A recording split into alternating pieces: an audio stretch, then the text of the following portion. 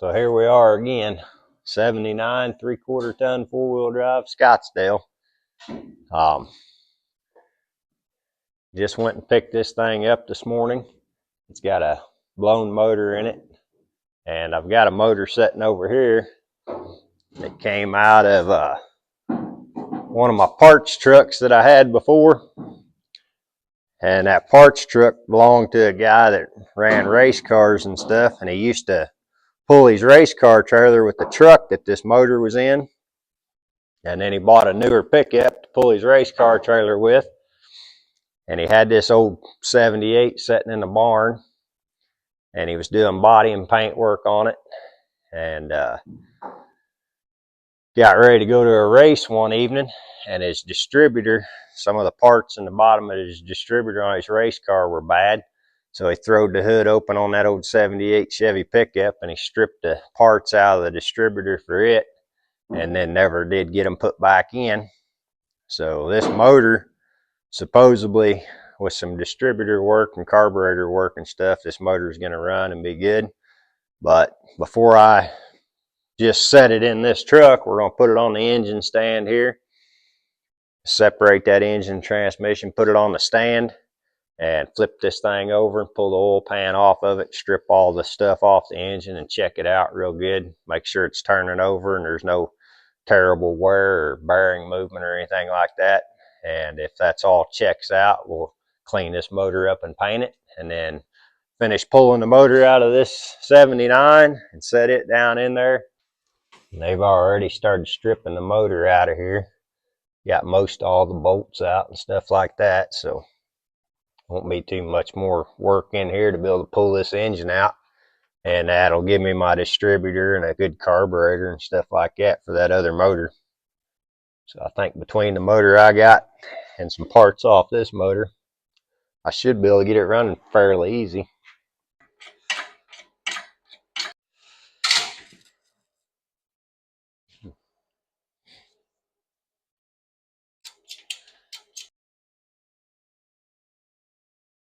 That didn't move. I thought it should have moved. Make sure this engine ain't just locked up. I should have been able to turn that flywheel. That's a big oil filter on there. About twice the length of probably what it calls for.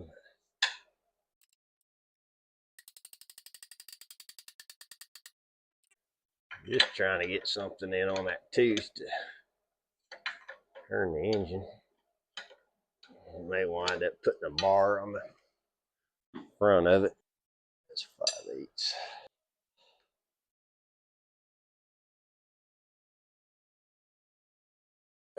Ooh, ain't good.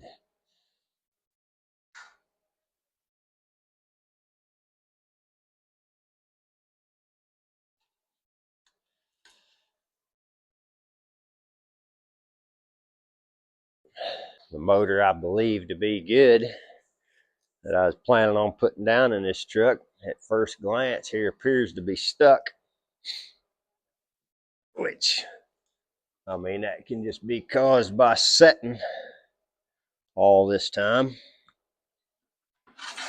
Could actually still be a good motor, but when they're seized up, that means the pistons are stuck in the cylinders or something.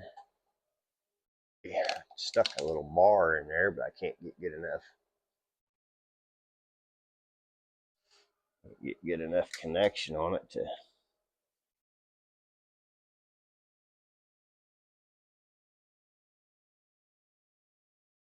I need one of them little starter buttons.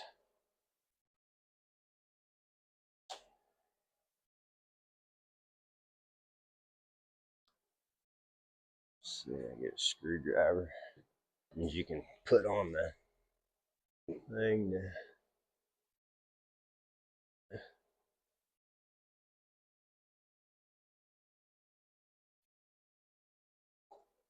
Bad ground. Ground just wasn't no good.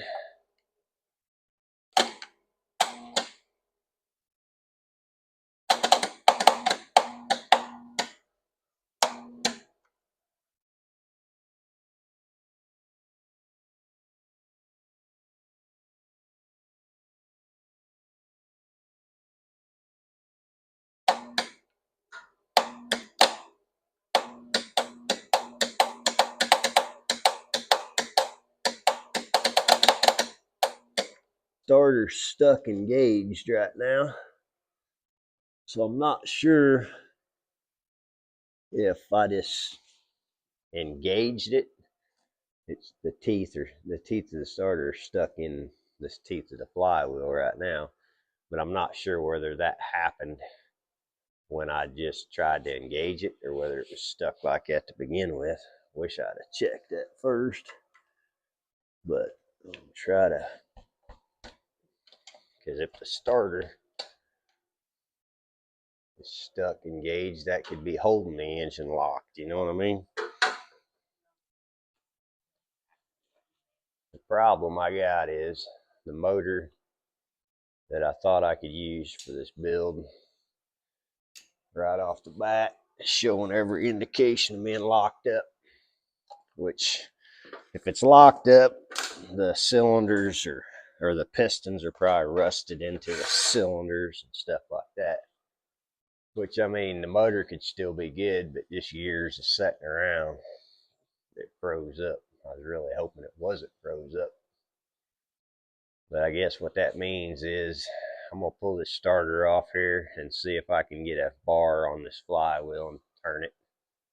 If I can't, I'm just going to have to strip the motor further down than what I was originally going to strip it to see why it's that way. I didn't really want to get that deep with this motor. I just wanted to get the truck running again. I'll pull the starter off of it right quick and see. And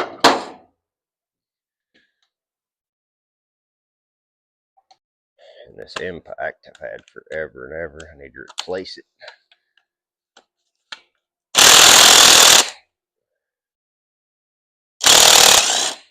I'm going to run for just a second and it quits.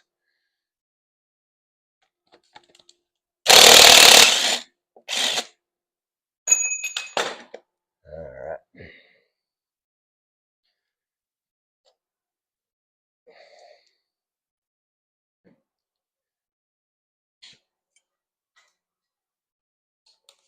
Set it up here out of the way.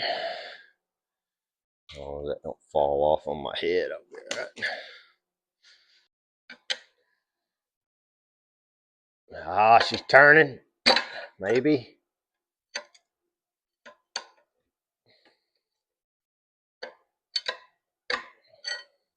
Just can't get a good spot here to get on it.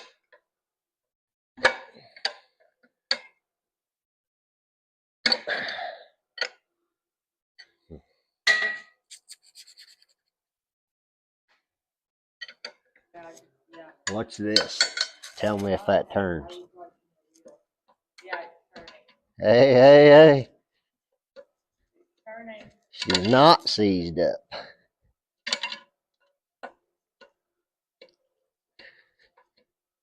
It's on a compression stroke right there. If I pulled the spark plugs out of it, it'd be all right. This was turning, right? All right, it's not locked up. So, back to where I was going to go with this before I started freaking out over it being locked up. Is this is the motor out of that 78 C10. Today, I would like to separate the transmission off of it and get this thing put over here on the engine stand and strip all the garbage off of it, because I want to wind up pulling the oil pan off of it, the valve covers off of it, and I'll probably pull the intake off of it. Just go through and check everything I can check out, put a new oil pump on it, and new pan gaskets, valve cover gaskets, and all that kind of stuff. Get all that lined out the best I can and check this motor out the best I can. Probably put a water pump on it, stuff like that. And then they've got this engine, say 80 or 90% of the way unbolted and unwired and all that. I want to get this pulled out of here. And then once I get this engine here to where I believe it's going to go, then I'll set it down in here and hook it all up, try to get it running.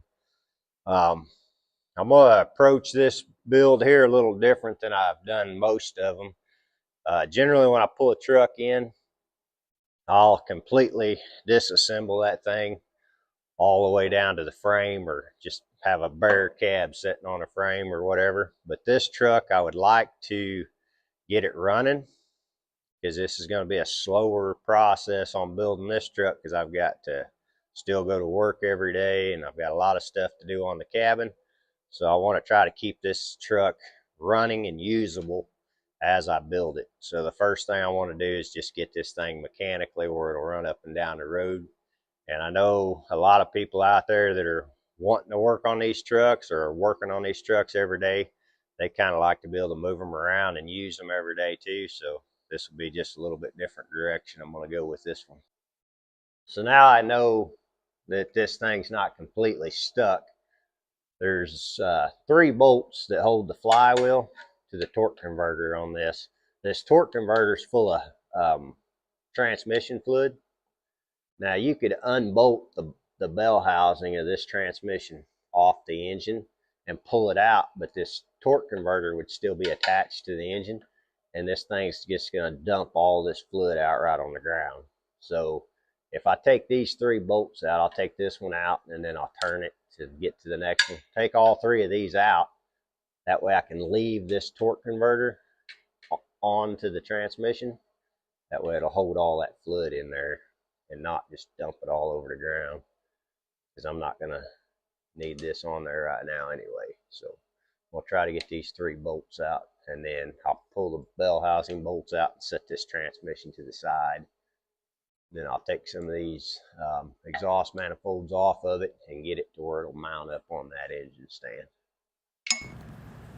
I thought I had this motor figured out, like it wasn't stuck, but I don't know. It only turns over about part way and then sticks again. We'll get it apart eventually and see what's going on. After I get these plugs out of it, I could spray a little bit of penetrating oil in there. Those guys have used transmission fluid and everything else to be able to free up those cylinders a little bit.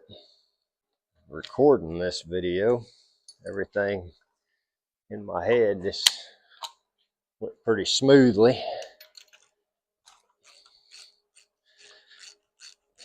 Not all a cobbled up mess, but in reality, everything's just a cobbled up mess. Throw some penetrating oil in them. I need to get it to where I can turn it, just so I can get all the bolts out of the flywheel and torque converter.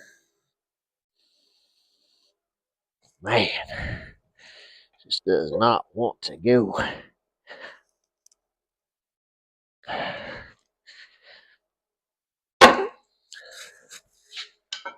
Say it's got some corrosion in it or something.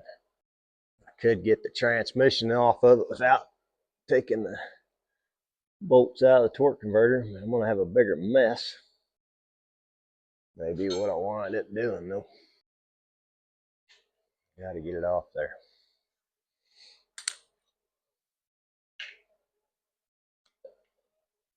I don't want to keep fighting this all day just to try to get it to turn over.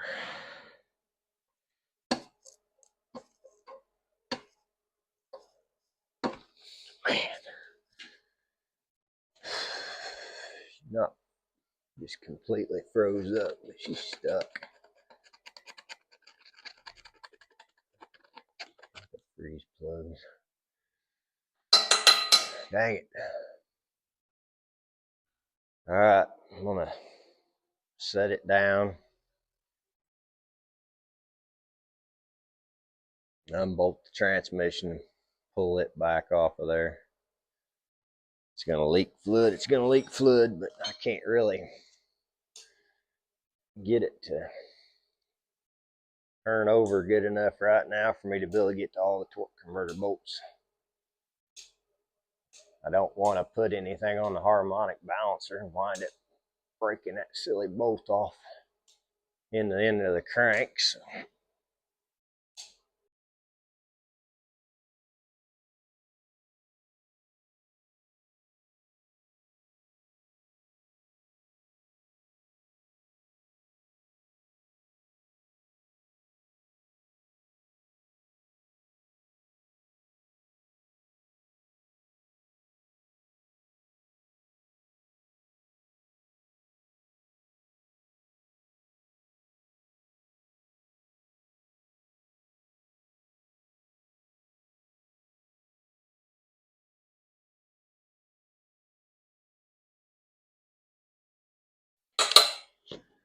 to 3970010. Should be a 4-bolt main block. So I never get it together and working right. That'll be a pretty good engine.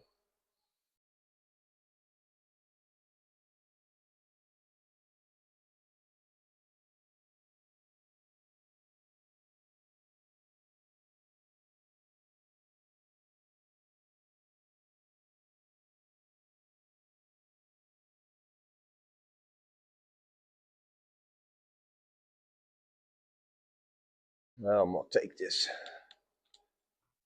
exhaust manifold and all this junk off this engine so a guy can get inside of it and see what's going on. A lot of the problem is I think it's like real heavy on this side. Don't know how good of an engine stand it is. Harbor Freight. I've used it before.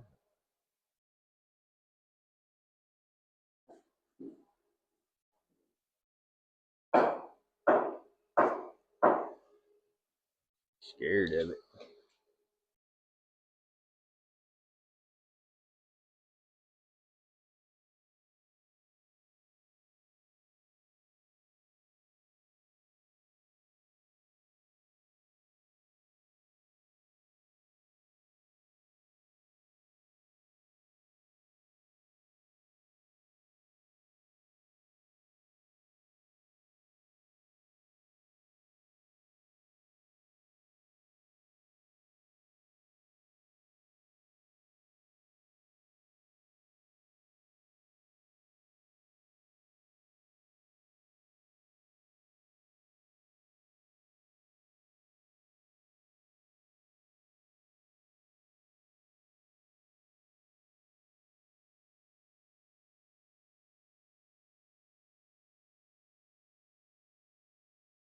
I'll go to the other side and take the manifold, everything off over there.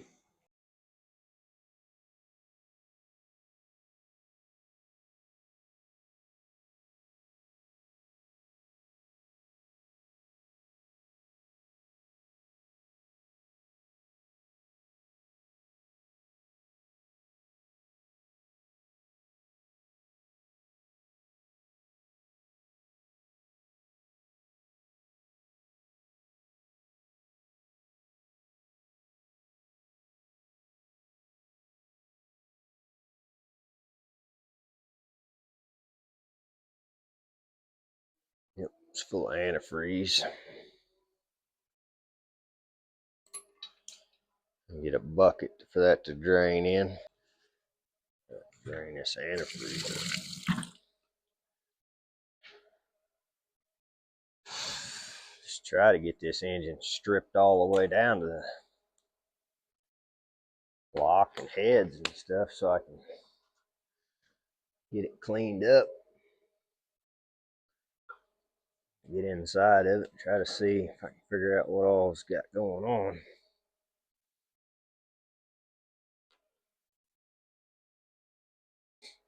I'll go ahead and pull the water pump off of it, fuel pump off of it, carburetor off of it. Just keep stripping it down.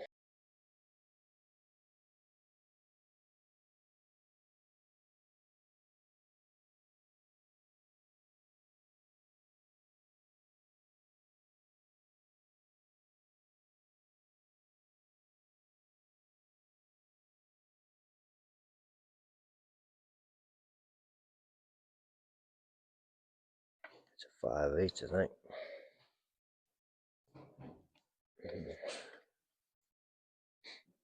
There's a rod down inside of here, and it goes behind the plunger on that fuel pump. One time, I forgot. See if I can get a shot of that or not. The fuel pump right here, that lever. There's a rod that slides up in this hole and rides on your cam. And every time that cam lobe comes down, it pushes your lever down here. That's what pumps your fuel. One time I put one of these motors back together and forgot to put this rod in here. Couldn't figure out why I couldn't get fuel. Once you take this plate off, there's a plate right here, you take this plate off, that rod will come on out. I couldn't get it to pump fuel. Took me a little while to figure that one out.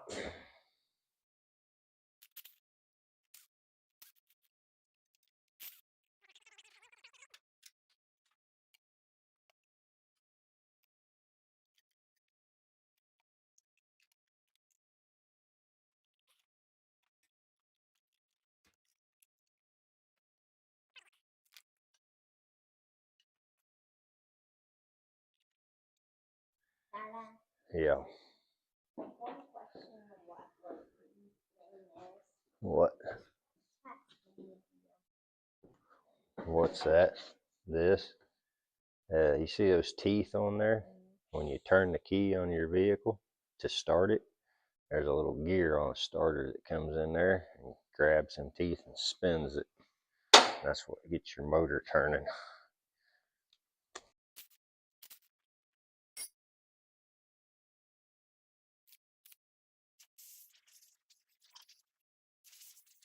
Drain the oil out of this thing, see what it looks like. I pulled the stick on it. Looked pretty decent, really. Let's see.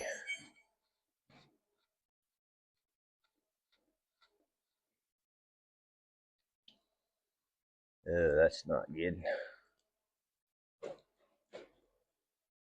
Just had a little bit of moisture there at the beginning, kind of clearing up.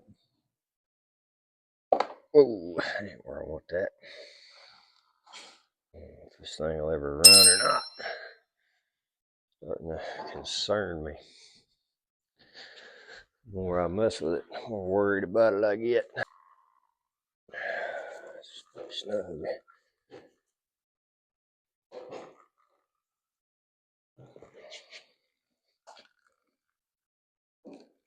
I haven't seen such a long filter on one of these.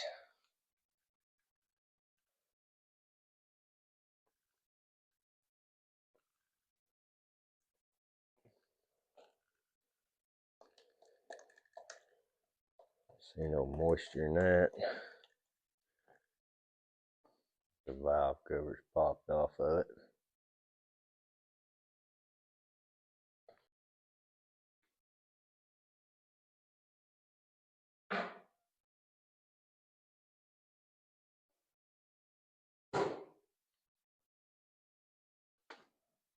Valve cover. I'm gonna see if I can turn this engine upside down and get the pan off of it. I just really don't know, like these little engine stands feel kind of sketchy to me about turning this thing over. You're supposed to be able to put these things on and just spin them around, work on them in any direction you want to work on them. It just feels like it's pretty tippy to me. Sure, if you start pivoting it on this thing, it'll get out of balance when you flip your thing over. So far it's doing all right. I see a problem I got though, is I've had these too long. Not going to be able to turn it completely upside down with it.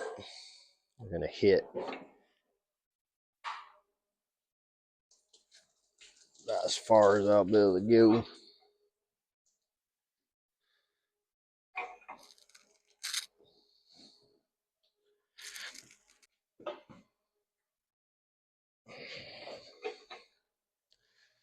Put these bolts in too long and then they're hitting the deal, so I want to turn it completely upside down. I'm going to have to change them out. So this engine project so far is not going the greatest. When I had it down on the floor trying to separate the transmission from the engine, I was having trouble getting the engine to turn over. So it felt like it was seized up to me. And then I finally got it up here on the stand and I can get the motor. You can watch it right here. Turns really easy. I wound up pulling all the spark plugs out of it, put the penetrating oil in the holes for the spark plug, and it turns real easy till a certain point. And once it gets to that point, it's like it's almost impossible to move. So I'm not real sure what's causing that. That should just be able to turn over and over and over, especially with all the spark plugs pulled out of it and everything. You're not hitting a compression stroke or anything like that. So by this thing getting to that certain spot and just being seized up like that, I can walk it back the other way and get it freed up again. But there's something in there that's causing problems. I wanted to turn this thing upside down and pull the oil pan off of it, but whenever I bolted it to this stand, I didn't have any bolts that were short enough, so I shimmed these up, put some longer bolts in, and now when I try to turn it all the way upside down, it hits the framework on this, like right there. So I have to pick up some new bolts when I'm in town that will allow me to spin this thing upside down.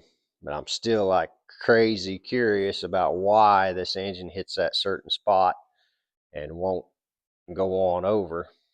And I don't know how deep I'm going to have to go into it to find that out, but I'm going to go ahead and knock the oil pan off of it now, and I'll just look up from underneath of it and kind of look around there. So I'll take the oil pan off, and I may pull the distributor out of it. I mean, it's tied in with all that stuff. I really don't believe that there's anything there that's causing it, but we'll go ahead and pull that apart, and then we'll just go from there. I don't know how deep into this motor I'm going to have to get. I was really hoping when I started this motor that I was just going to be able to pull the valve covers and the oil pan off of it, change a bunch of gaskets and clean it up, but there's something wrong in there.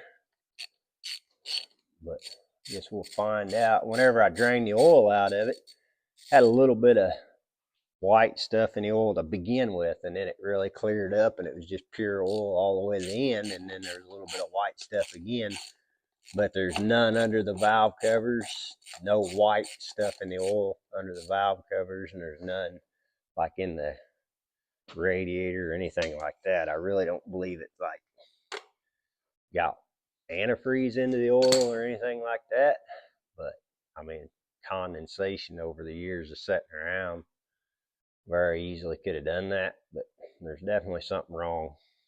But we'll go ahead and knock this pan off here and see if we can see anything under there side of it.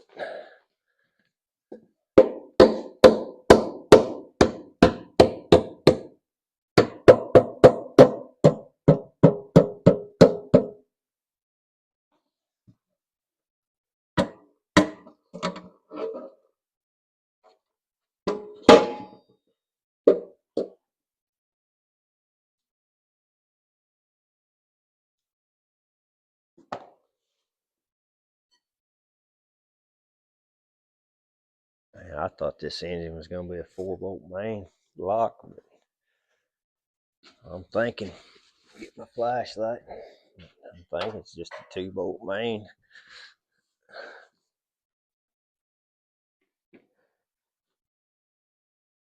Yeah, if this was a 4-bolt main, there would be 2 more. There'd be a bolt on this side and this side of the caps.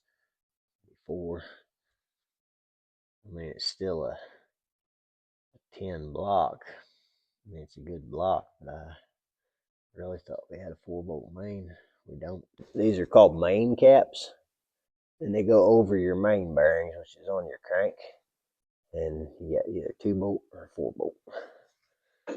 And I'm starting to wonder too, because so the engine that's in this truck right now behind me, the dipstick is on the passenger side, and this dipstick's on the driver's side. And for whatever reason, somebody sometime told me that a truck engine had the dipstick on one side, car engine had the dipstick on the other side, and I can't remember for the life of me which way it is.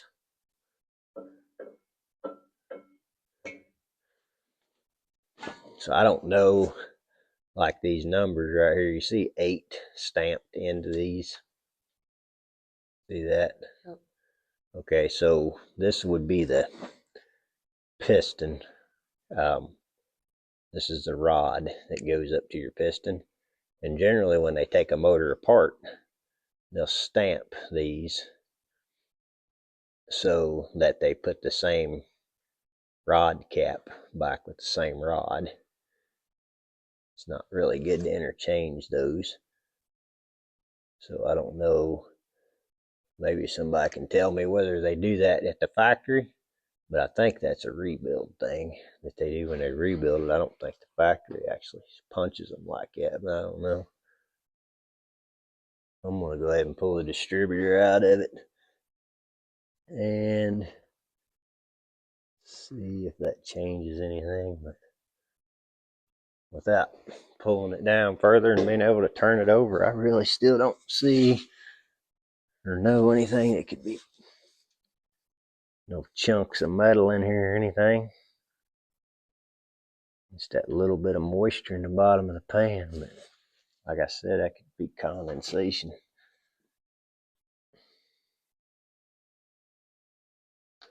There's supposed to be a plastic sleeve or collar around this right here. It keeps your this drives your oil pump. This rod runs up. There's a gear on it. When the cam and the crank turn, I think it's the cam gear, I remember right, it turns this rod which pumps the oil, and it's all connected to your distributor too. So I'm going to pull that up out of there. That's just, yeah, see it moving the distributor up there. It's all part of it, which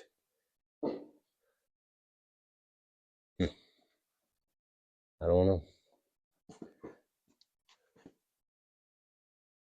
I don't know if an oil pump can lock up though.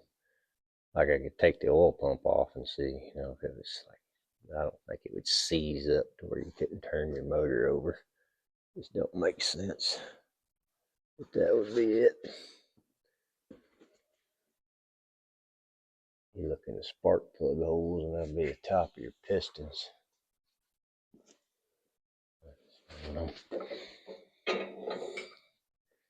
You can watch under there when I turn this. Things will be moving.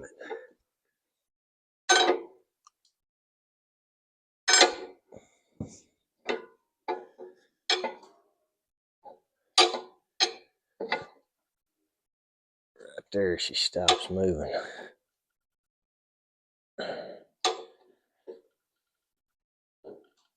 Probably about all I'm going to do today. Got to get those bolts picked up and get it flipped upside down. Get a better look up in there. We're back to work on this old square body engine. The other day I started taking it apart, and I can rotate the motor over a little better than halfway, and then it stops. And starting to believe there's probably rust in the top of the cylinders that's stopping that piston from coming on up. And that seems to be what a lot of the folks on the YouTube videos are saying too, that it's probably got some corrosion in the top of those cylinders. So what I've done is I've took my bar and I ran this engine all the way to the point where it stopped again, and then I couldn't get it to go any further. So I figure I'm right on top of a rust ring there. So what I'm going to do is come around to this other side and back this thing off just a little bit. That way, my thought process is, now if there's a rust ring that's holding the pistons, and if they're above the piston, then running it to the stopping point ought to be right where the rust starts. And then if I drop it back down a little bit, that ought to give me a little bit of room to put some stuff in there to soak. And what I've done is I've taken transmission fluid and WD-40, and this is about 2/3 transmission fluid and about 1/3 of WD-40. And I'm gonna hook this plastic tube up to this quart can that I mixed it up in. Shake it up a little bit, get it blended. And I'm going to take this plastic tube and put it on this can and put this in each one of the spark plug holes and push some fluid in those holes until it tries to start running out on me. And then I'm going to go ahead and spin the old spark plugs back in, and I'm hoping that'll kind of help hold it in there and try to soak that for a couple of days like that and see if that doesn't free this engine up or not. So get started putting this stuff in and see what happens. Got a spark plug ready here. The reason I didn't just do straight WD-40 is I'm about half thinking this stuff's just going to go down past the rings and come out the bottom anyway, but we'll see. Kind of hoping the transmission fluid will help thicken it up enough to keep it in there. I've heard old timers putting transmission fluid in there to get cylinders freed up. We'll see what happens. I just don't know.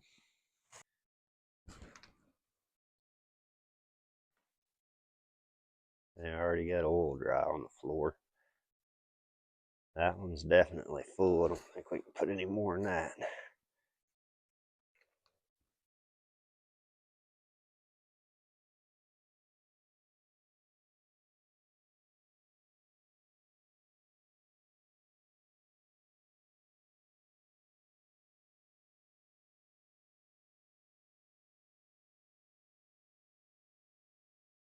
I went through the whole quart of the mixture, and so far I only got 2 of the 4 on this side full. Alright, I got all 8 cylinders filled full of the transmission and WD-40 mix that I was doing.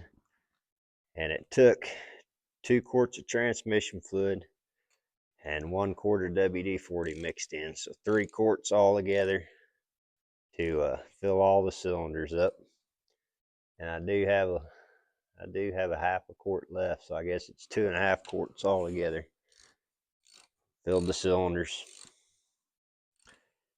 And word of advice, if you do something silly like this, don't wear your coat that you just bought not long ago, because now it smells like transmission fluid.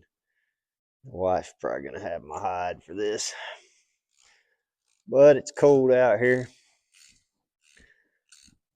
I didn't want to turn the heaters on in the shop just to come fill these cylinders up, because I want it to soak for a few days. Anyway, I'll snug these plugs up a little bit so it don't just leak out. And I think what I'm going to do with this leftover that I got, seeing how it's not just straight transmission fluid or straight WD-40, I'm going to take and put it all in these heads. That way it can drain down around these valves, push rods and all that stuff. That way if there's anything stuck here, there needs a little bit of lube on it. Get that now.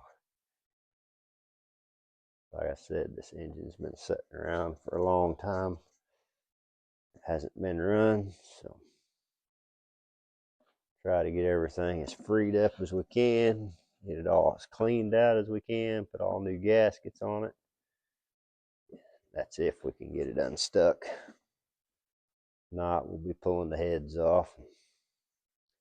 Come back in a few days and see if I can turn this engine over. It's been 3 days now since we filled the cylinders on this engine full of transmission fluid and WD-40. So hopefully at some point today, I'm going to pull those spark plugs out of it and see if I can get this motor to turn over. But first, I'm going to go ahead and take the last few remaining bolts out of this engine and get it lifted up out of here, and probably go ahead and pull this radiator out there is enough clearance you can get this motor up out of here without pulling that radiator, but I've also had this water pump right here go through the radiator before. So we'll try to avoid that situation right off the bat. First thing I'm going to do to get this hood pulled off here today is just stick some sort of padding back here. So that way if this hood slides down, it doesn't gouge into your glass or whatever. But it's not the easiest thing to take one of these hoods off by yourself, but it is possible. And this glass in this truck's already got a crack in it anyway, so I'm not really overly concerned about cracking it more. But I'll go ahead and get this pulled off. Just shove as much stuff up in there between the windshield and the cab as you can.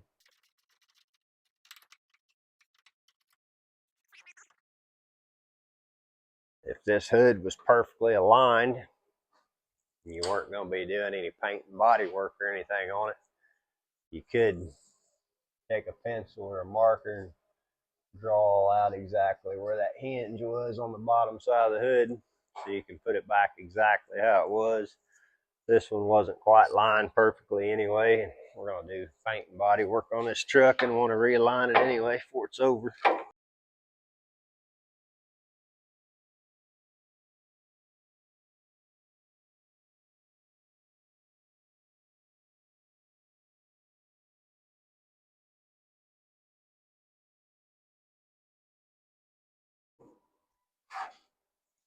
Kind of wanted to walk that forward.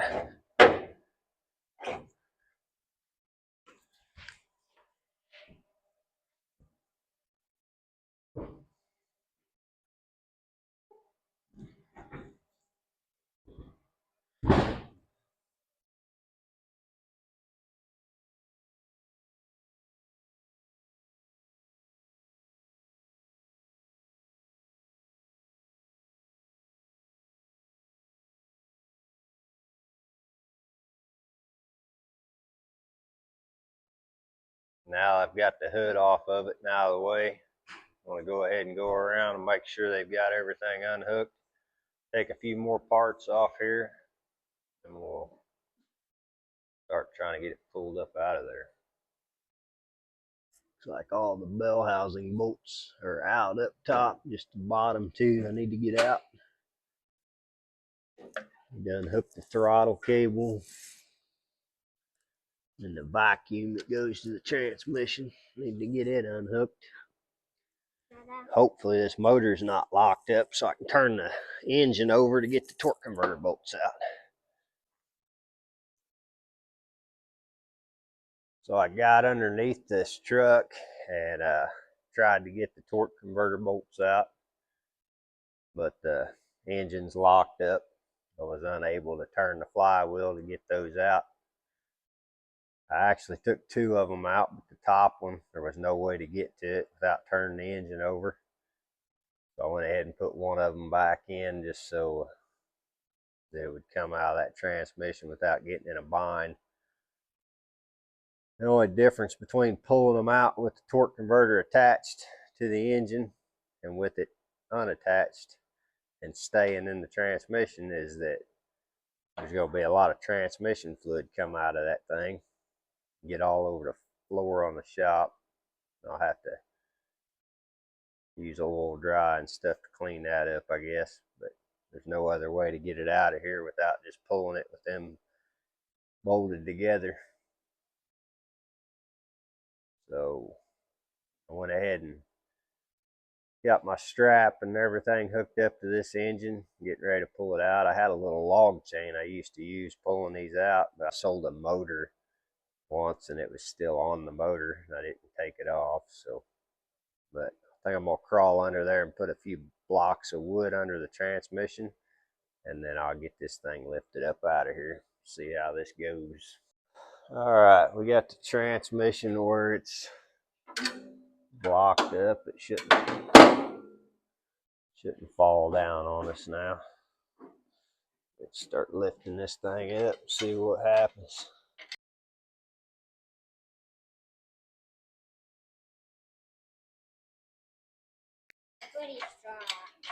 Me? It's not me, it's this jack.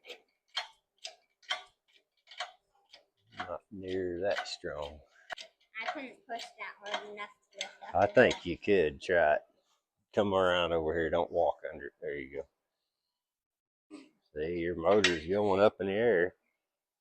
It went up in the air when you did that.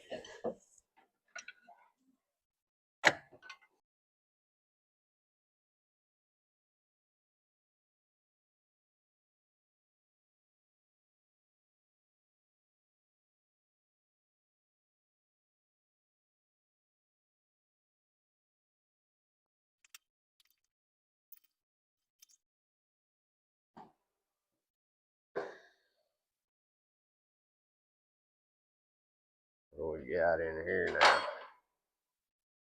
It's an empty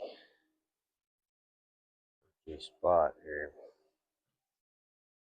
There's the jack stands and board I put underneath the transmission to keep it from falling down. I noticed when I was under there, the cab mounts on this thing are so bad that the floor pans are actually resting on the frame and rubbing. And the transmission mounts are shot. So whenever you got the cab mounts, transmission mounts, and everything completely shot, that's throwing your linkage off for your transmission when you shift it. All that kind of stuff. So we definitely need to put all new mounts and everything. Cab mounts, transmission mounts, probably motor mounts. Well, it's the moment of truth. I'm gonna pull the spark plugs back out of this engine and see if I can get it to turn over. Probably gonna be a lot of stuff leak out of here, Samuel, that I poured in the other day.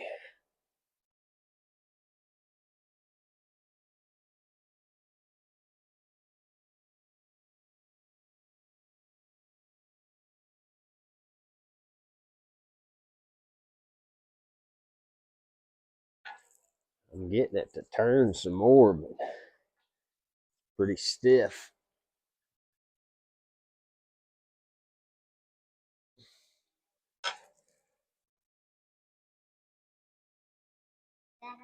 Yeah.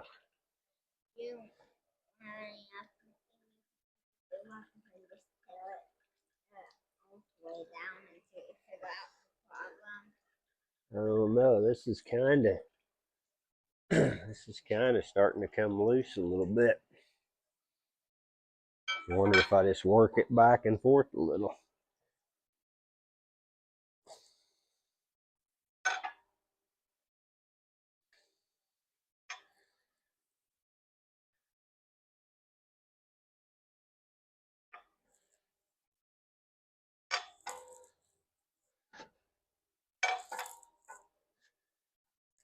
Just keep working it back and forth some, maybe. It's starting to free up a little bit. Even when I get to that tough spot, I'm able to turn it now. I wasn't before. I got it past that spot.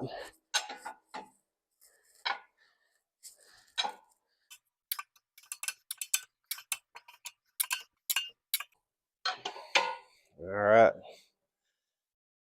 Keep working it back and forth, but I got it past that spot.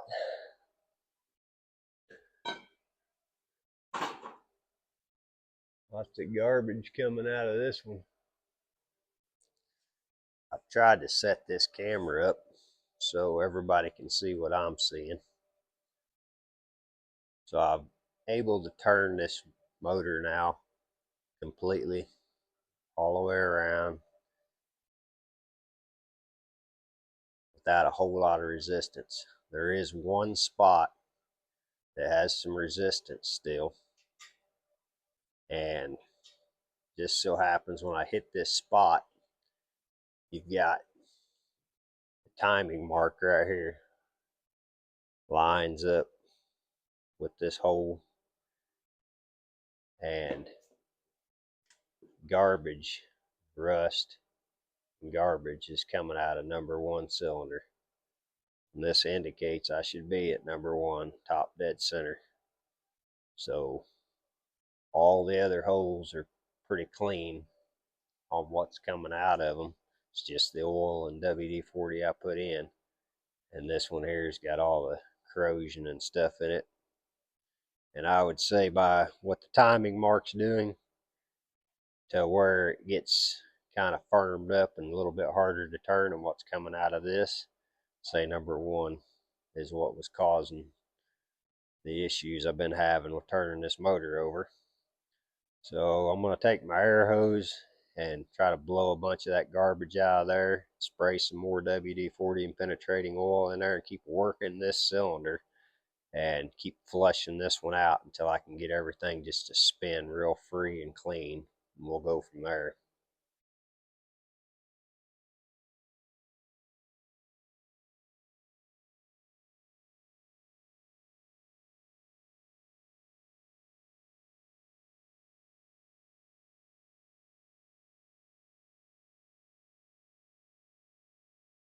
I've continued to work this motor back and forth, spray up in that number one cylinder. And I've got this thing to where it's turning over pretty good. Well, I've got this thing to where it's turning over pretty good. And I'm planning on putting the intake off the other engine on it for a couple reasons. There's a couple EGR deals on this that I don't really have a block off plate for right now. I could probably find one in town, but I want to replace this intake gasket anyway. That's got an aluminum Edelbrock Performer on it, so, and I don't have to worry about the block off plates or anything. So seeing how I'm going to change the gaskets on this anyway, I'll just put that other intake on it. So I'm going to go ahead and pull the distributor on it right now and pull this intake off of it. But the motor seems to be freeing up really nice. I'll just continue to work on that and continue to put penetrating oil and stuff in that cylinder, and keep blowing it out with my air gun, and just continue working on that cylinder the entire time that I work on this engine. As far as before I put it in the truck, I'll just keep working on that. Got the distributor out of it, and we'll use the distributor out of the other engine. It's not missing all the parts that are missing here.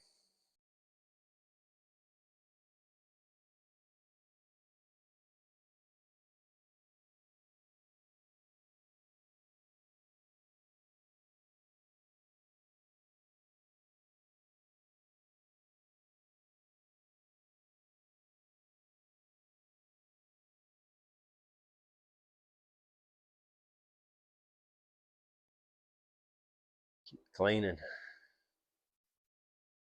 You want to watch that stuff inside there. You know how you were talking about everything moving a little bit ago? Find my socket. I'll show you something. See these rods in there?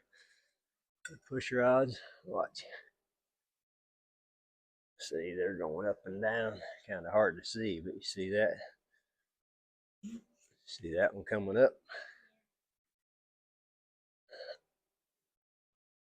They pump oil up through these tubes, and the oil runs down and goes down inside. Keeps everything lubed up.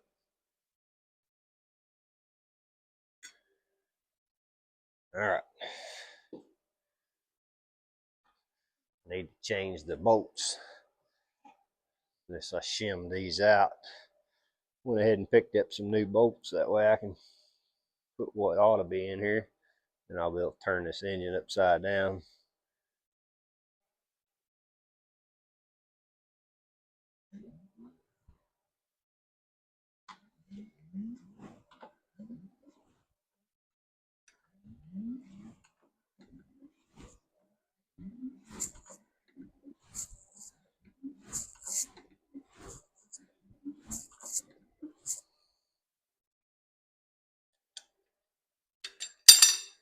All right, got the intake pulled off of it. Motor seems to be pretty well freed up. I'm going to try to rotate this around so I can see the bottom end of it. I just don't fully trust this little stand of turning this thing over, but guess we'll kind of ease it around and see what happens here. Changed out these bolts, got them to where they'll clear. It's kind of scary. Pumping the antifreeze out of it.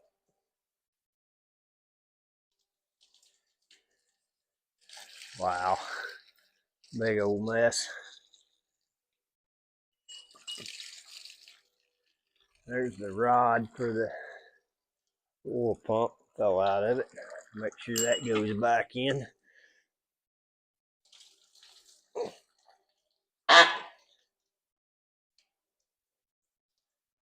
Now it's upside down. I got a big old mess on my hands. I got it upside down now where I can get a look at some of this stuff inside. I turn everything over and my light down in there. Inspect the cam lobes a little bit. Make sure there's nothing busted or bent up. Everything in there looks pretty decent to me for what it was. Turning over freely now. One little sticky spot. I'm positive it's still on that number 1 cylinder. Gotta keep working with it.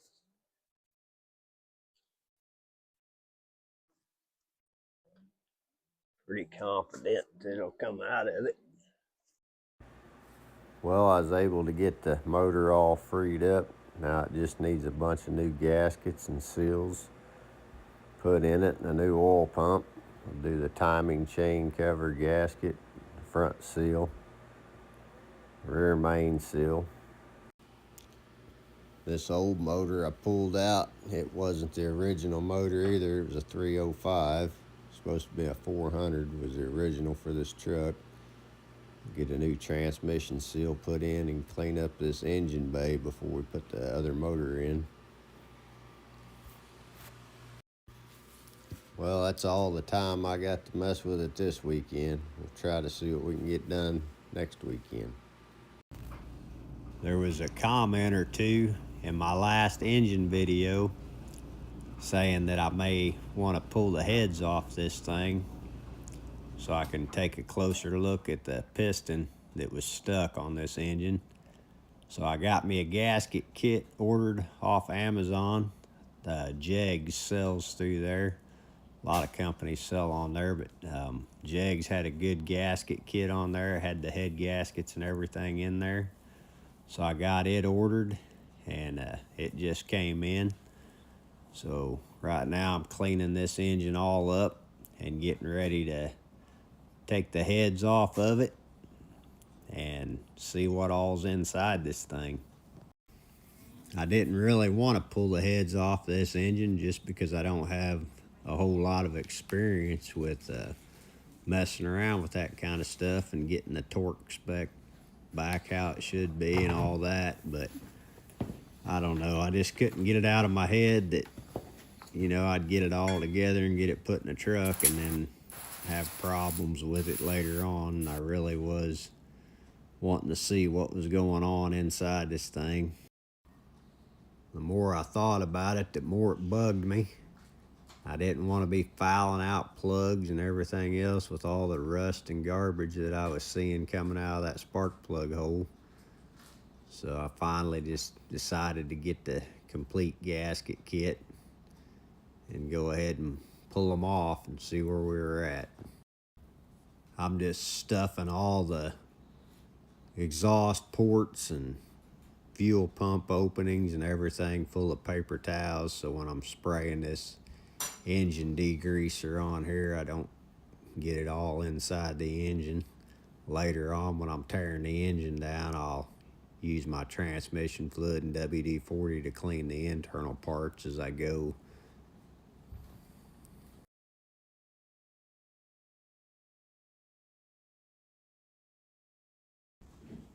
Here's the gasket kit I got for it. Looks like the 2-piece rear main seal here. And this is the front seal for the timing chain. Then a bunch of small gaskets here. Looks like fuel pump gaskets and stuff. My valve cover gaskets. There's the oil pan gaskets there. Oh yeah, it's intake gaskets. Your head gaskets here. And then the water pump, or not water pump, but a timing chain cover. And that one there, I'm not sure what that thing is. I'll have to figure that out later on. Oh, there's the oil seals, or the valve seals I need to put on. And some exhaust manifold seals, intake, head gaskets. And then I bought a new oil pump for it. There's a little collar that keeps the rod on there. Well, we'll get this cleaned up and pull these heads off here and see what's under there.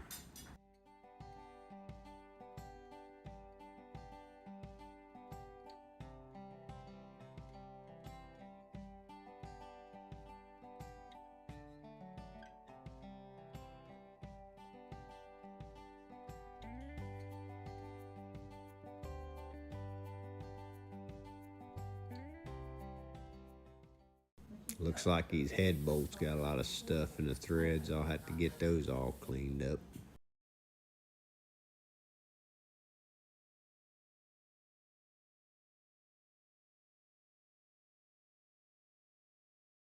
Not sure if these head bolts all got to go back in the same spot or not, but I got them laid out there, so hopefully I'll get them put back where they came from.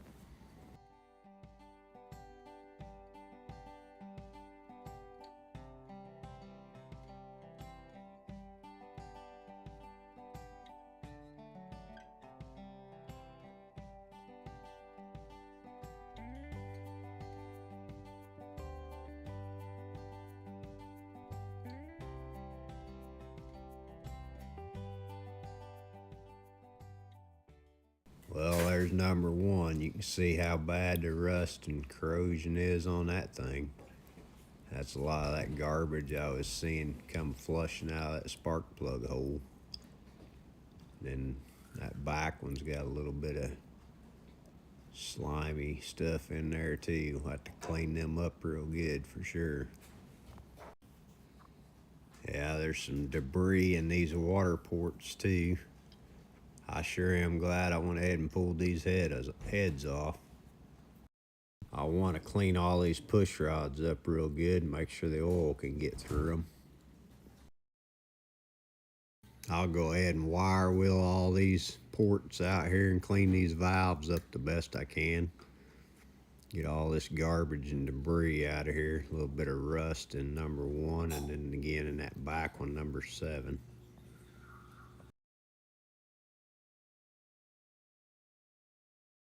All right, let's get this other head pulled off and see what we got on this side.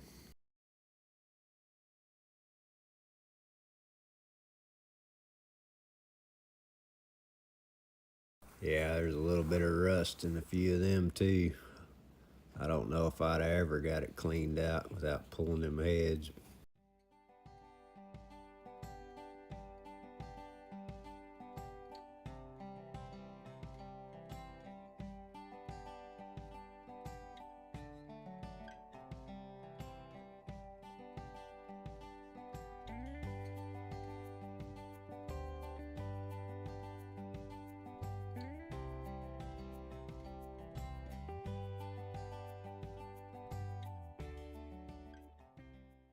I'm just using my scraper and my wire wheel, some 400 grit sandpaper to clean all this corrosion off here, get everything smoothed back up a little bit, and then I'm Using some WD-40 and transmission fluid, kind of keeping everything wet with that as I'm cleaning. But they're shaping up pretty good so far.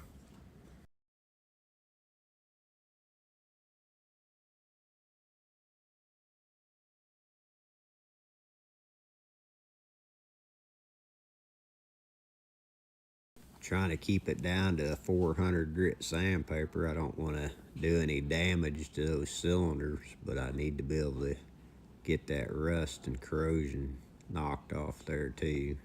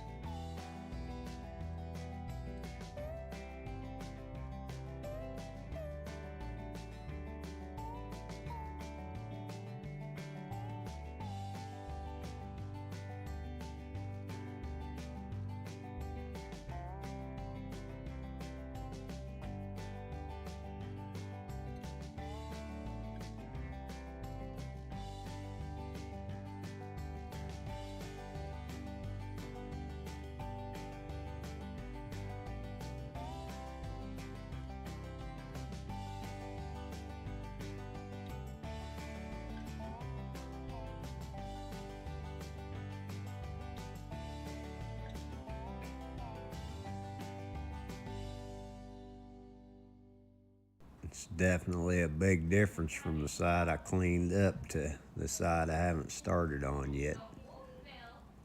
You can see that number 1, how nasty it is, and number 7. So have my work cut out for me over here on this side to try to get it cleaned up as good as the other side.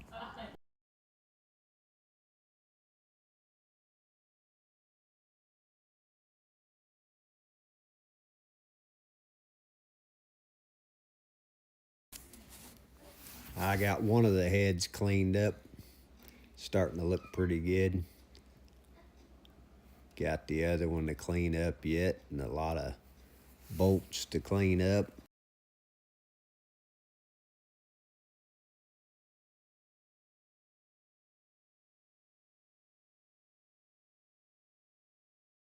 We'll get these lifters pulled out of here and get them soaking in some transmission fluid. That way I can clean this valley up. I've got that number 1 cylinder soaking in transmission fluid because I think the rings are probably stuck in it a little bit. Try to free them up. Get this valley all cleaned out.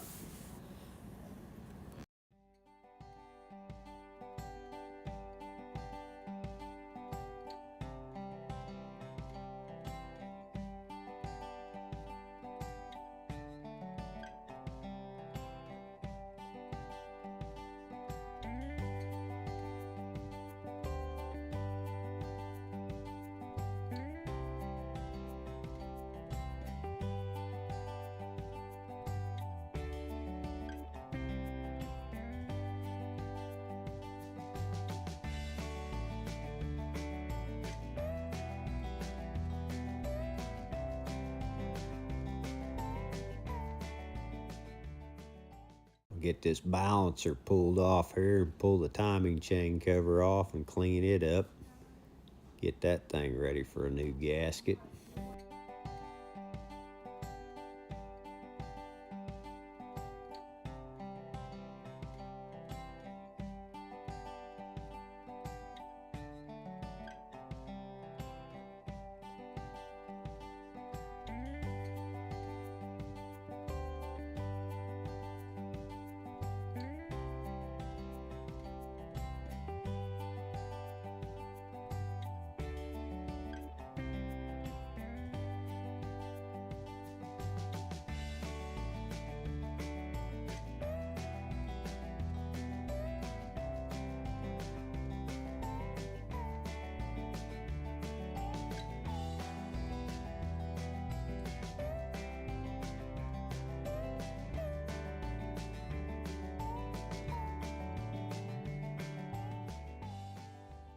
I gotta get these push rods all cleaned up and all these bolts cleaned up.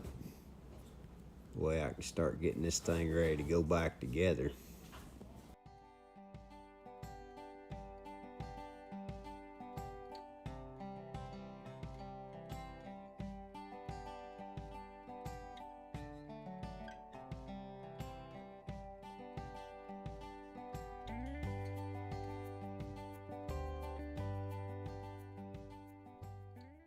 Go ahead and pull this old oil pump off here and get it out of the way. Get all these gasket surfaces under here cleaned up.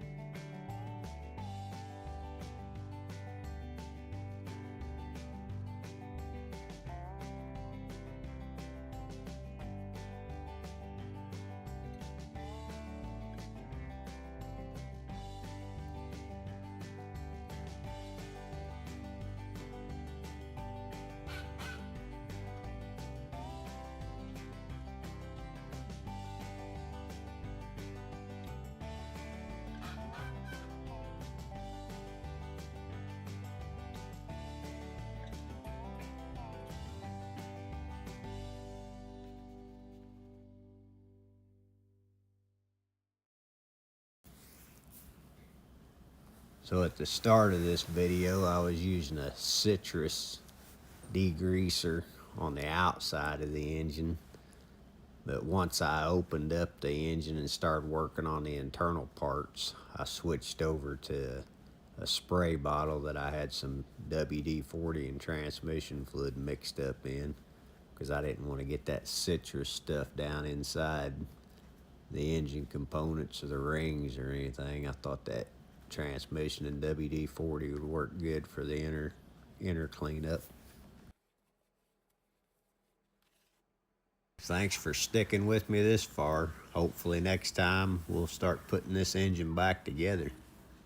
Finally made it back out here to work on this motor, and I didn't cover it up with a towel or anything while I was gone for the week, so the condensation just started it back rusting on me. So now I gotta clean all this stuff back up again. Mainly looks like surface rust, so it shouldn't be too bad. Got the intake pulled off that 305 and got these parts all laid out here. Gonna degrease them and get them washed off. Had some comments about the slack in my timing chain, so I took a good look at this thing, and yeah, it's really slack, so I went ahead and bought a new timing chain and gear set for it. That new gasket set I bought for this engine had a new valve seals in the kit, so I'm gonna take all these valves out, put new seals in, and then clean up the valve seats a little bit, knock the corrosion and build up some of the rust out of it, get the new valve seals put in.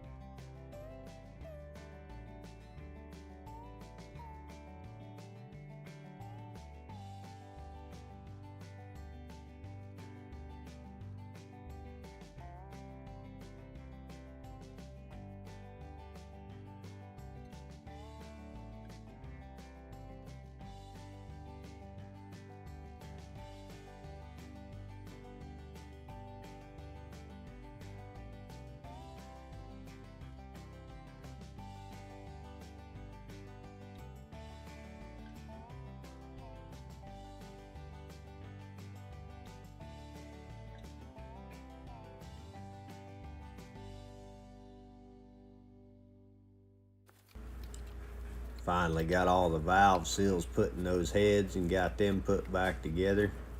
Seeing how I didn't pull these pistons out, I went ahead and put a little bit of lube around the edge of it so it could get down in the piston rings. Then clean the top of the motor off and the head off with some brake clean. Get this new gasket put on here. This head set over on here.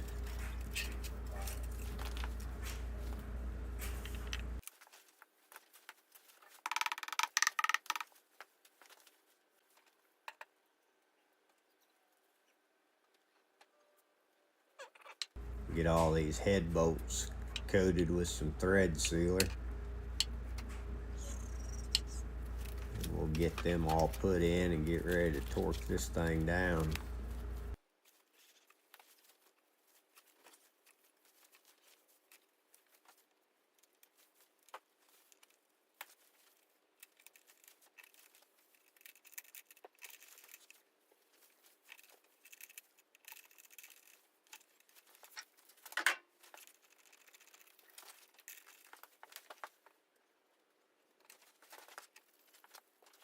Printed me off a cheat sheet for the torque spec and torque sequence on this thing. Then I'll run through these 3 different stages at 25 foot-pounds the first go around, and then I'll do 45 the next go around, and then 65 for the final go around.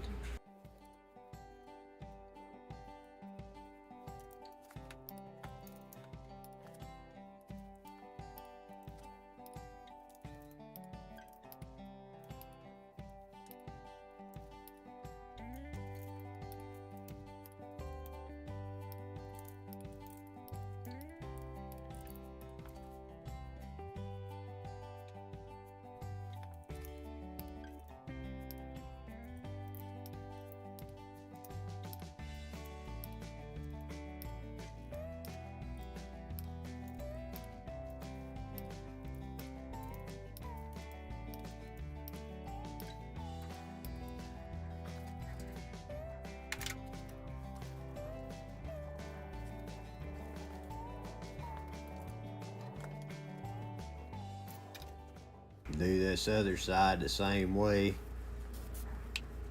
Get the surface all cleaned off with brake cleaner. And put some lube around the top of my piston so it can get down in the piston rings. Make sure I didn't get any of that lube on the top of the block. Get that cylinder head gasket put down.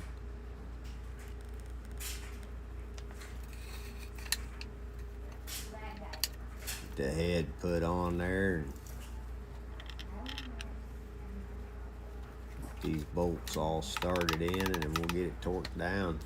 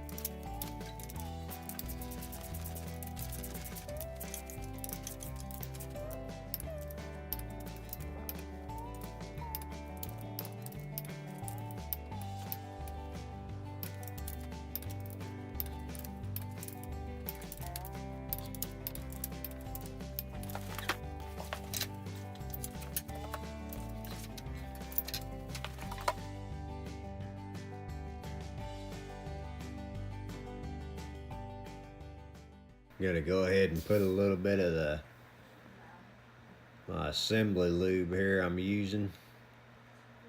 Put a little bit of that down in there so it gets on the cam lobes, and then put some on the hydraulic lifters and get all those put down in place.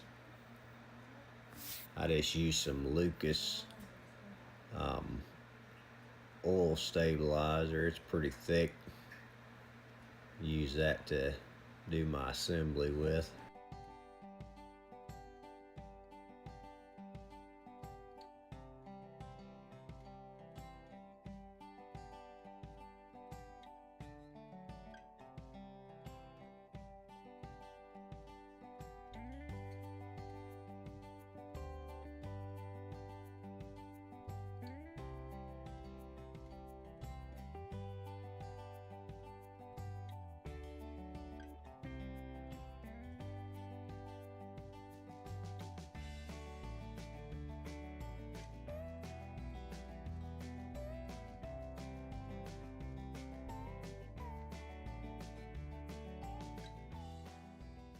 Cleaned up all these push rods with brake clean and got them all wiped down and sprayed out and made sure they were clean on the inside where the oil can get through there.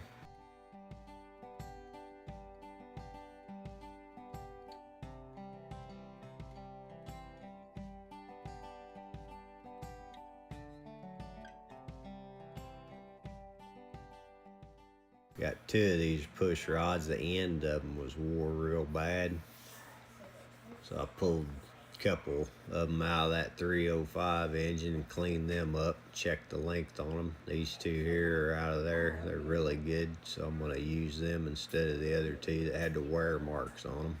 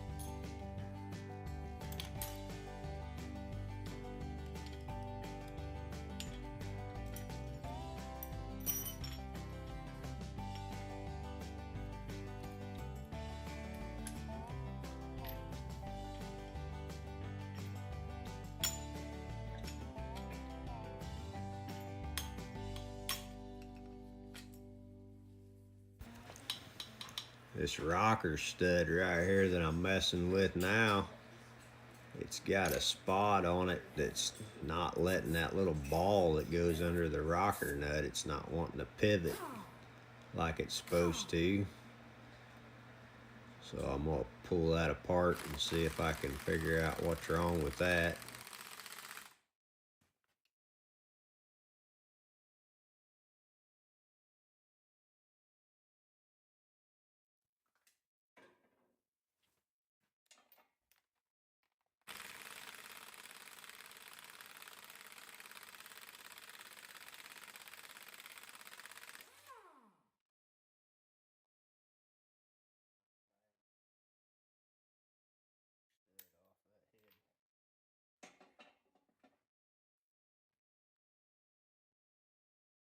I just broke that rocker stud off.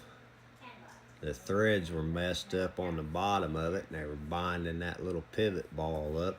So I tried to take that apart and run the nut down and back it back off to clean up the threads, and I snapped it off. I should have just used a tap on it or a die in it and cleaned it up. Now I got a broke off rocker stud.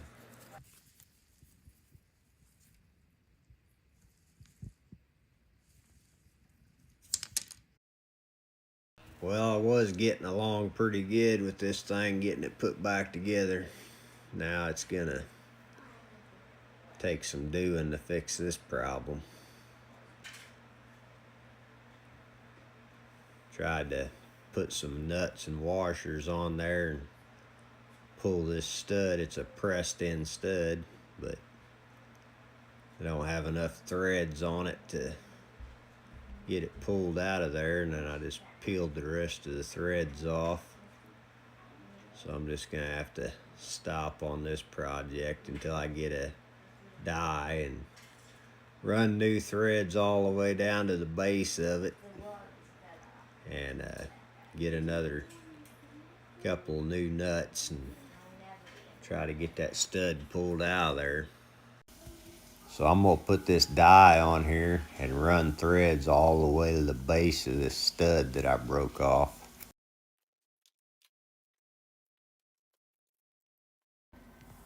Just cleaning all these metal shavings out of here with my magnet from running those new threads on.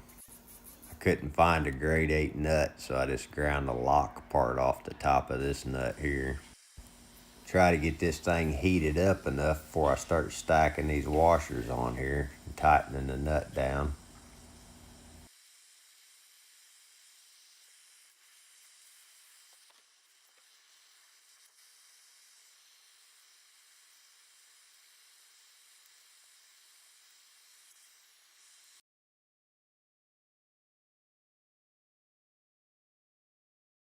I just keep taking this off and stacking more washers on, running my nut back down on there. That keeps working that broken bolt up out of there. Finally got it. There it is. Now that I've got that broken stud pulled out of here, we've got to get new threads, or we got to get threads put into this journal or boss, whatever you want to call it, that the new stud's going to go in. The new stud's a 7/16 14 thread, and it'll get threaded down in there.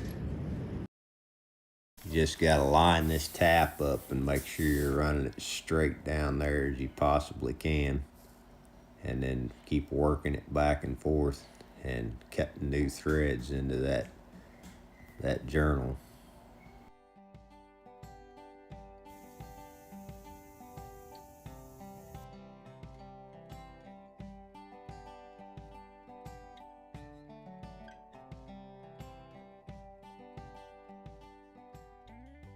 I ran this tap down in there. I got this thing stuck in here all the way to the bottom where I needed it to be threaded to, and now it's stuck. Just start heating this up now and try to get this tap out of here without breaking it off. Man, this thing's stuck tight. Finally got a little bit of movement out of it. Oh man, that was lucky. Get it back out of here. Clean all this stuff up. See if I can get this new bolt started in.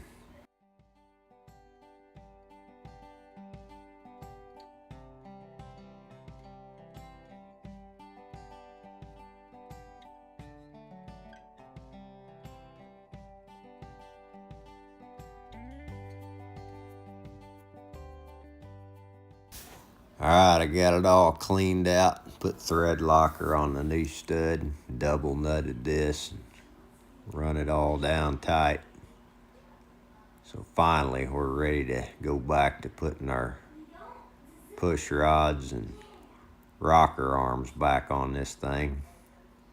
Feel like I'm back to where I was the other day with this.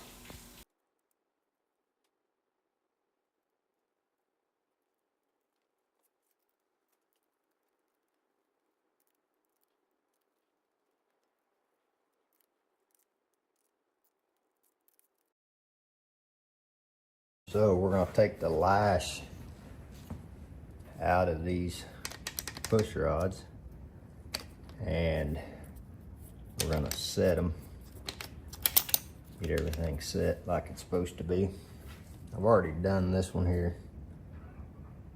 Now, from everything that I'm watching and reading and all that stuff, you want to set these when your intake is completely closed. And why that is when your cylinder or your piston's up at the top and it fires on that, your intake valve is going to be closed, and when that fires, that'll let the compression go out the exhaust. So that's why you want this intake closed. And I'm sitting here with this one, but this is the intake on this cylinder. And you can look on the side of your block. I'll show you here. Some of this stuff's simple to everybody, but maybe not to me so much. But I look at this one, and this is the exhaust right here. See, it lines up with this one, so that would tell me this would be exhaust. So if this one's exhaust, then this one's intake. So you're gonna want to adjust it when this intake's closed and you're at top dead center. That will allow the fire to go out the exhaust instead of popping back through your intake. So that's kind of the explanation on that. And I'll show you one other cool little thing I figured out by playing with this here in just a second. All right, now that I've gave that little rambling explanation of how I believe everything works here, is now I've showed you through the side that this is the exhaust and this is the intake. So we're gonna run this down. You can see this intake, it's going down. Okay, so it's down on the bottom now. Now this should, if I turn it, blow compression out the, you can hear that. All right, so that's compressed, letting the air out. All right, now I want to show you something to make sure we're at top. You look inside that spark plug hole right there. Boom, you see the top of that piston? Right there, you can see the top of the piston. Now, I'm gonna figure out a way to get this light on it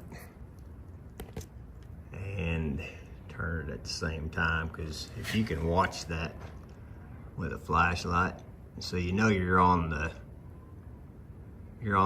upstroke that's gonna fire, and you want that at the top. We'll see if I can find a light on this. Alright. See the top of the piston, and we know we're on the right upstroke. So when we turn that, okay, now it's starting back down again. We don't want that. We want it right on the top. So bump it back the other way.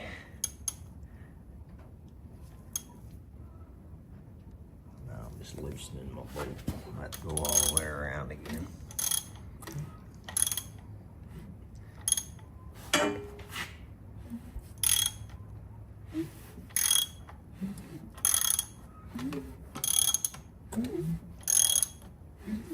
Alright, intake's coming up. Now it's closed. Alright, so we should be seeing the top of that piston any minute.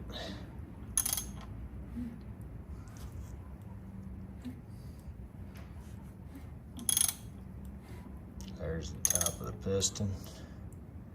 Intake valve's closed. And there's the top of it. Just start to go back down. So right there, it's at top dead center. Now that I've got that intake valve closed, I'm gonna start taking the lash out of this, all this up and down play. I just wanna work this slowly until all the up and down play is gone.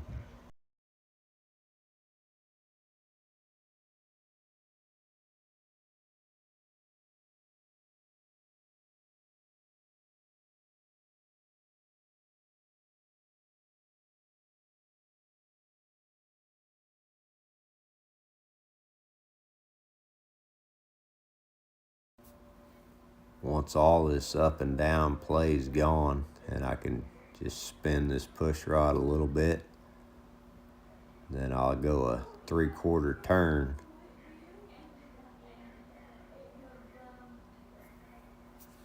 And what that'll do is that'll push that push rod into the top of that lifter, and then your preload's set.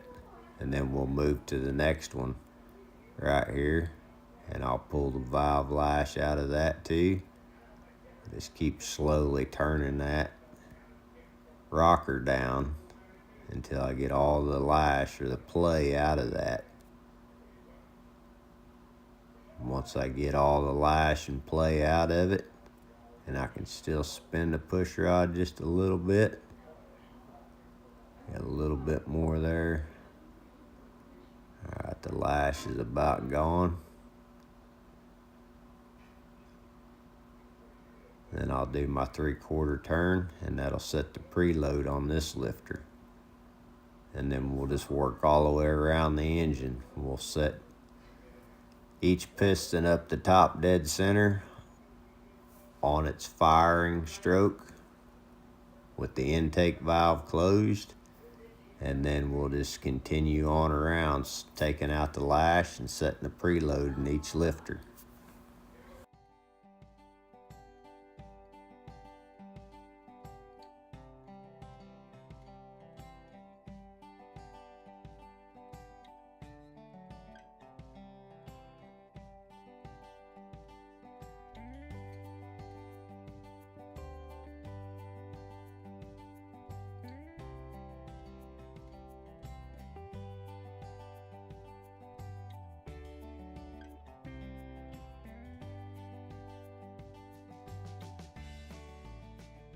Got all these things preloaded. Flip this thing over and start getting this rear main seal. Got to get this rear main cap taken off of here.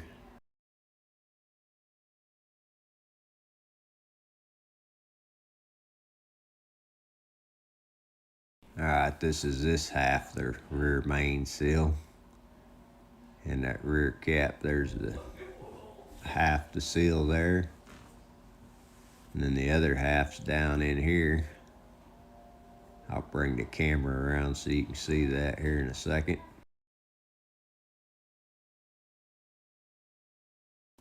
This is a good time to inspect your rear or your bearing here.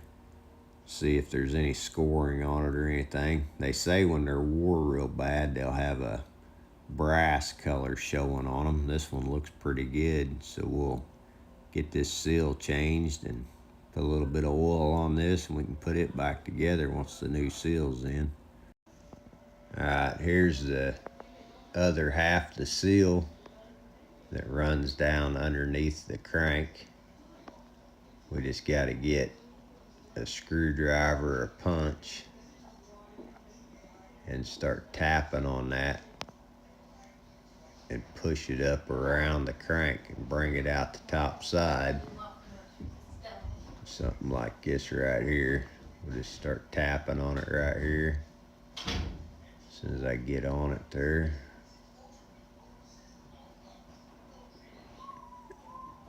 Hopefully this thing ain't stuck too bad. Alright, it's starting to come up out of there now. Just had to get on it square. Find another tool here, help me get down in there a little better. Just get it pushed up through this side good enough that I can get a hold of it with a pair of pliers or something. Then I can pull it on out of there.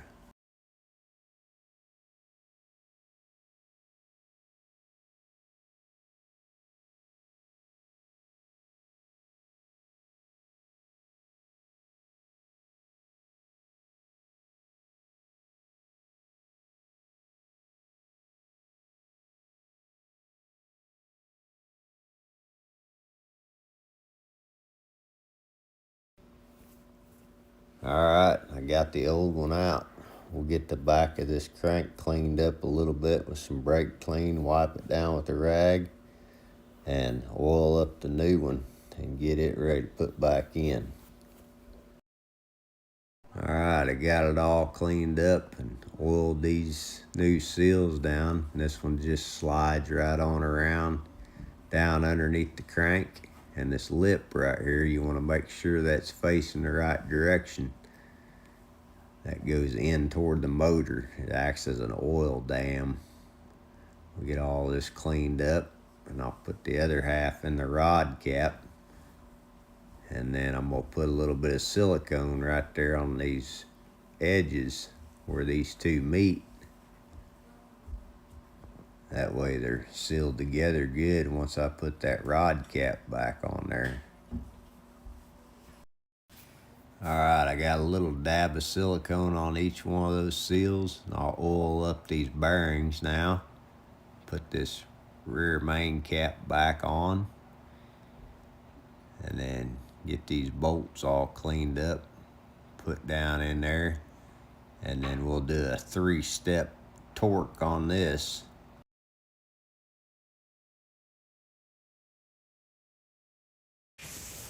Alright, I'm going to put a new timing chain and gear set on this engine, because a lot of you guys in the first video noticed how sloppy loose this thing was. It's kind of stretched out.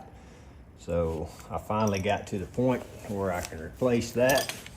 New gear set and chain has dots on the gears just like what's on these.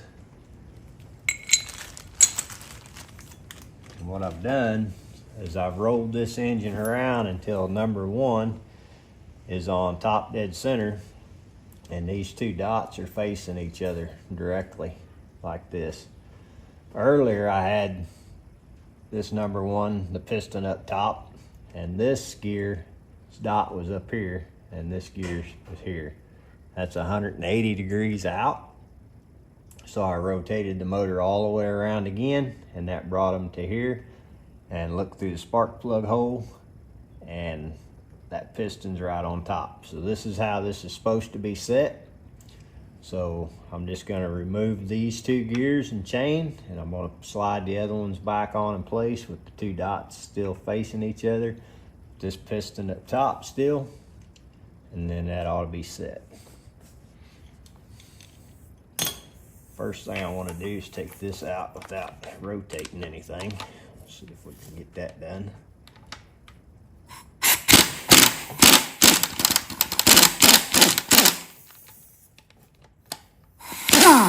Alright, so we got that out of the way. Now, take this out of there.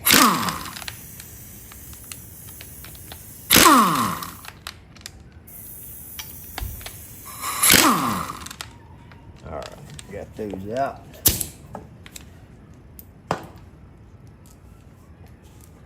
Now we'll pull this gear here. So wiggle it back. There's the old gear. Set those to the side. Now I got to get this gear off. So I think this one's for the harmonic balancer. I'll pop that out of there.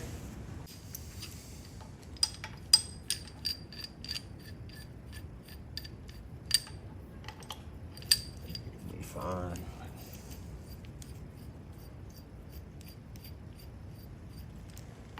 Doesn't look like it. I'll just run it down with the impact here. There we go. Pop that gear off there, no problem. Set that aside. Put a little bit of my stuff on there. And that right back in.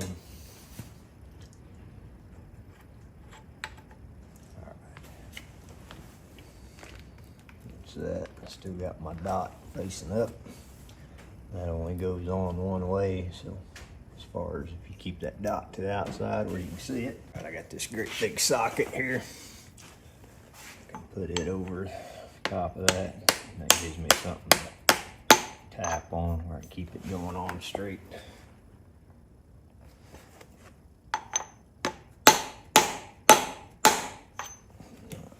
flashlight.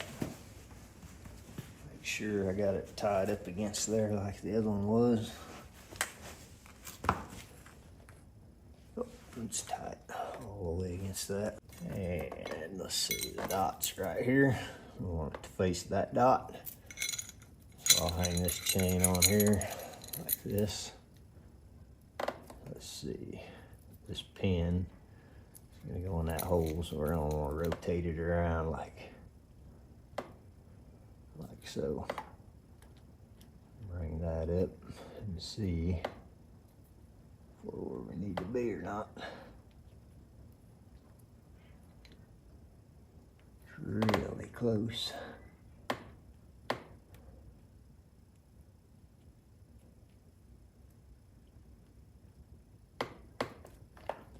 Hate to force it. Okay, there it is.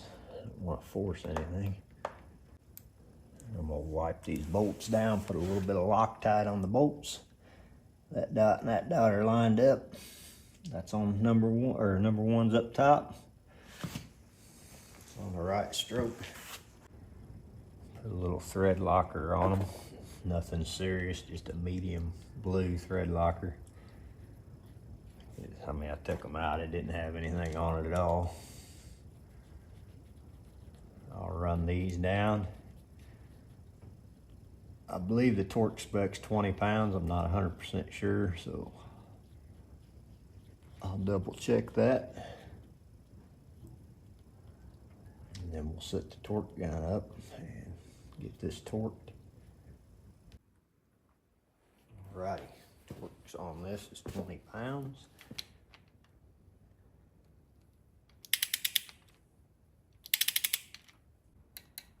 Alright, that's 20. So you can run 18 to 23, so I'll say we're good on that.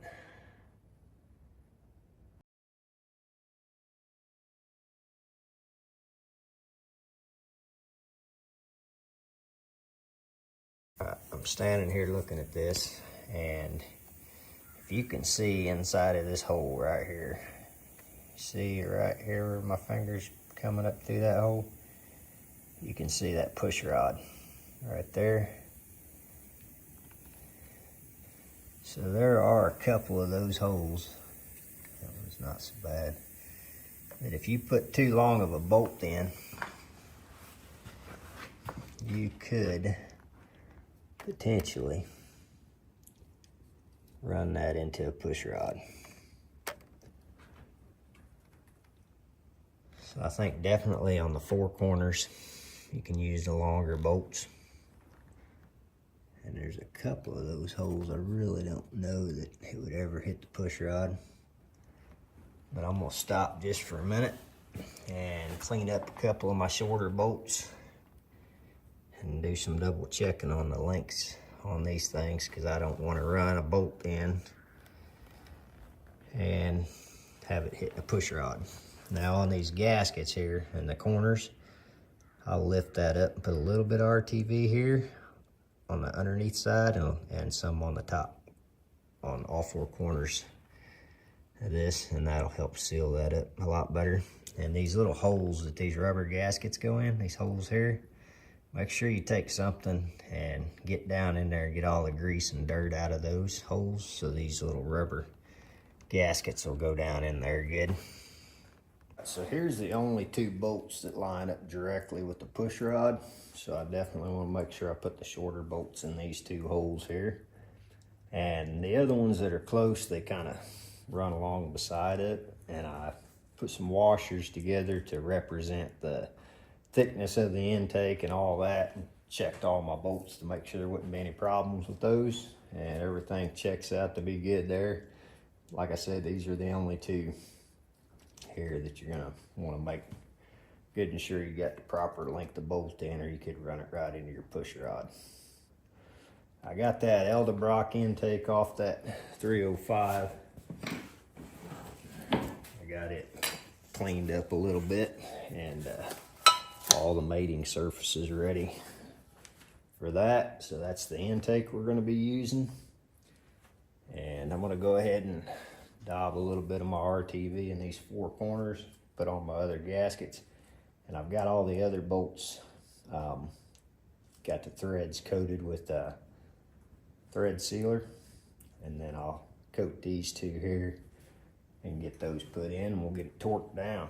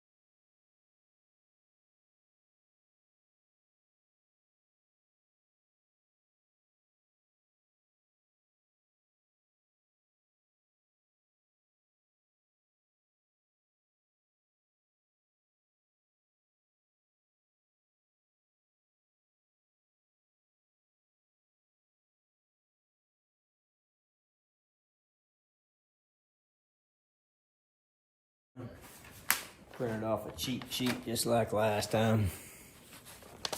This is the front. So here,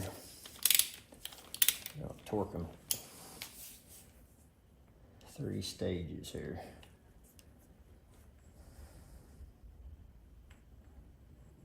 I don't even know on my thing whether you can hear it on the first stage or not.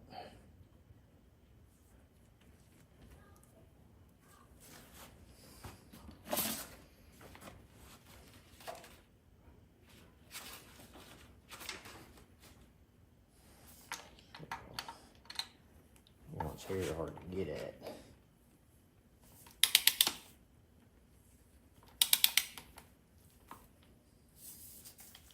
I don't even know how I can get in there on these. Need a wrench.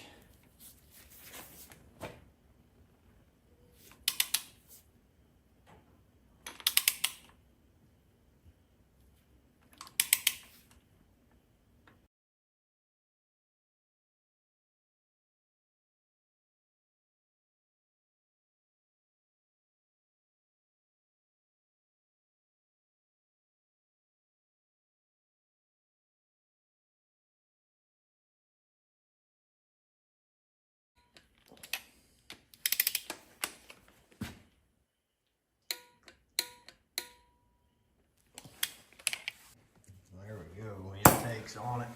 It's all torqued down. These center bolts right in here. On this particular intake, it's a Performer Eldebrock 2101. I would definitely recommend these 4 bolts right here. Mainly this one and this one that line up with the push rods that I was telling you about earlier. Mainly those 2. I would get those with a smaller head on them next time if I had to do that over, because I struggled with my torque wrench to get them. I used a 12 point, I used a 6 point. I went at every different angle to try to get those 2 torqued. I finally did get them, but it was miserable. And if they ever come out, a guy's gonna have to get a real thin wall, quarter drive or something, just to be able to get those broke loose, I think. But hopefully it doesn't leak. And don't know that I'll get any further on it this session, but we got a lot done today. Hopefully everything we done will work out. It looks like my corners here, it looks like they probably sealed up good, I would say. And it doesn't look like my rubber seal is pushed out on the front. That's what a lot of guys on these, I think they squirt out when they do this. That's why they just throw them away and use RTV silicone on them. And the back one also looks good. So, guess what we got left here is timing chain cover, oil pump, oil pan, water pump, throw the valve covers back on, throw a little paint on the block and the heads, because I already got some paint on some of these other parts. I didn't do a real great job of it. I just kind of cleaned them up and dusted some color on them, just to make it look a little better. Not too much. We'll be able to set it in there.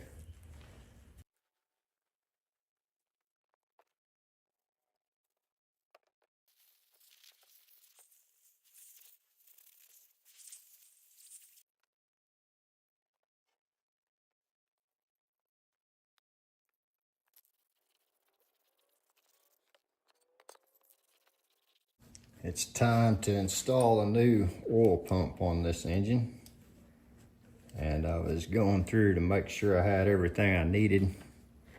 And I couldn't find a gasket in my kit that looked exactly like this. So I got to thinking that maybe there wasn't one in the kit. And I scrounged up the old gasket that was on the old pump. And I do have one in there exactly like that. You can see where it's sealed around it before, so I think this one will work. It's just kind of shaped a little bit different than what the spot there for it is.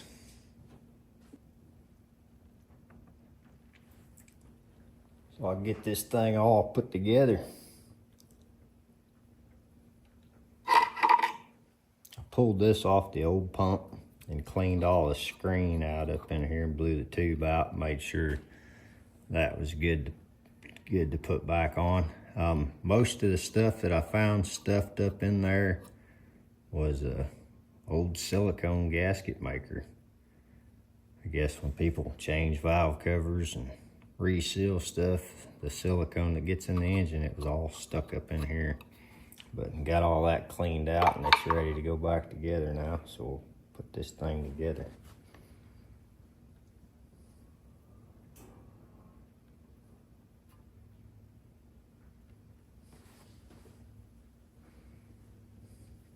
I think this little deal here holds that rod that goes up to your distributor. And it's all driven off your cam, like your distributor drive goes on here, goes into here. And between your distributor and your cam, there's a gear on the bottom of your distributor. The cam turns it, which turns this, which turns your pump. And that just pops down on there like that. And this pops in there. It's not super strong or anything, it just holds everything together so you can assemble it.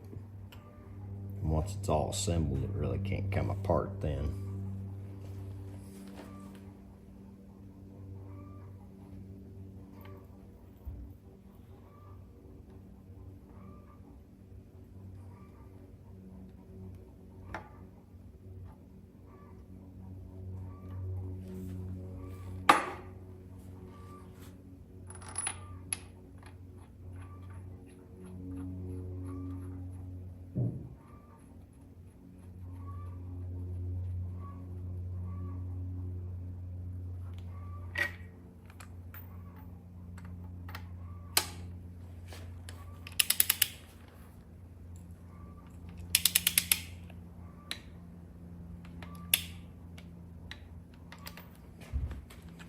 This thing, I looked it up.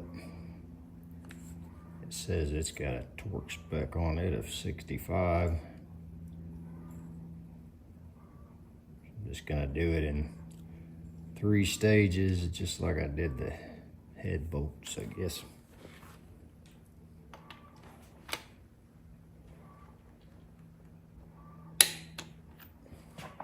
One more time to get it up to 65.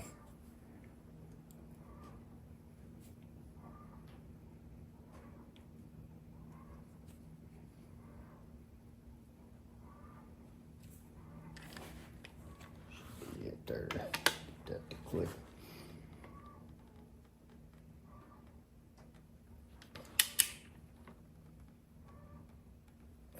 Man, it's tough.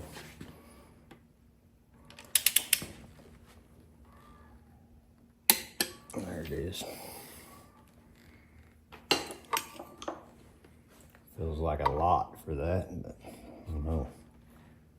This goes in there like that.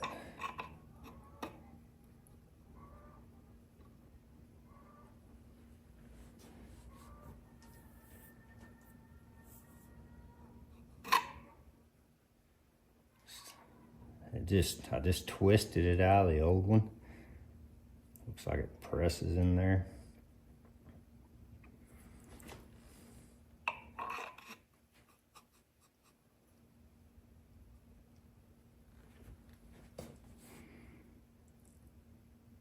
I think I can take a wrench and put it here and tap on it, tighten it up in there.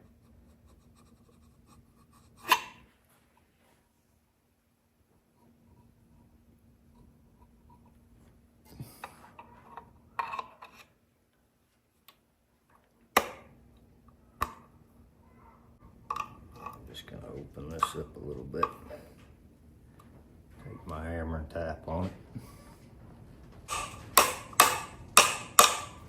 Get teeth carried away, break the pump. That did not seal, did not get tight.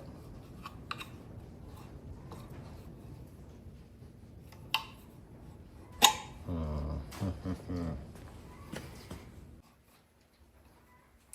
think you'd want that tight. And this is what I decided on to hold that pickup tube into that oil pump. So I stopped for just a few minutes there earlier when this pickup wouldn't stay inside of the pump. You could wiggle it around and probably maybe fall out later on, I don't know. But I looked online and it talked about guys that were brazing them in there or welding them in there. And then I seen a guy that had this little bracket that basically bolted on these two bolts and come over here and had a clamp around it here.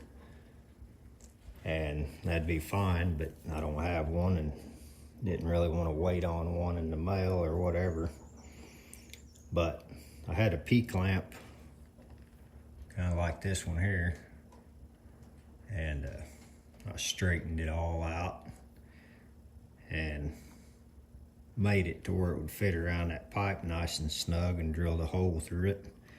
Got a bolt and a lock washer, and then I done a twist on what was remaining sticking out of the P-clamp. I done a twist and rolled it around and brought it over to one of the bolts on the oil pump here and tightened it up against that. So there's no way at all this can pull out away from the oil pump now. So I feel pretty good about that. Like I said, it really didn't cost nothing but time messing with it, but now I'm confident it's not going to fall out of the pump, and I'll get back to it. We'll try to get this timing chain cover gasket and everything put on, and then get the oil pan gasket put on.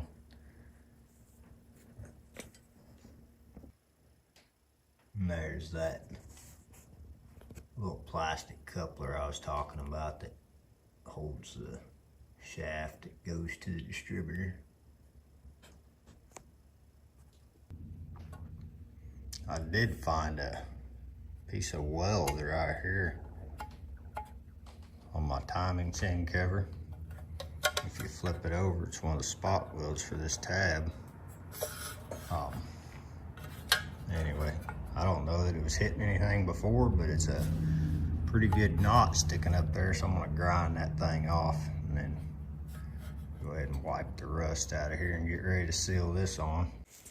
I'm gonna go ahead and tap this new seal into here.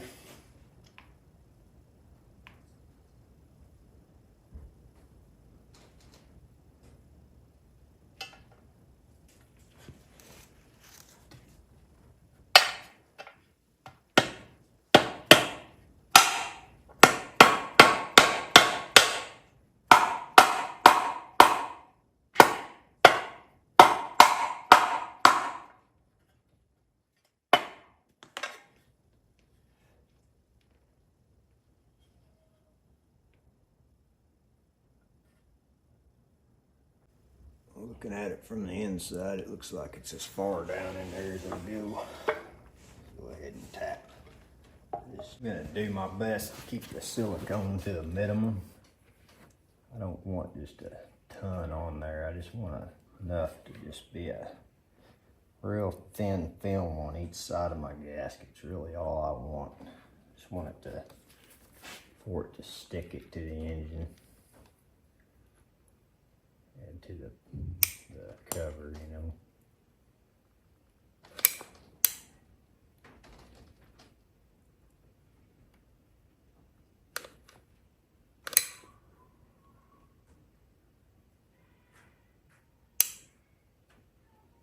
I'll run a real light bead. I want just a thin little bitty layer on there.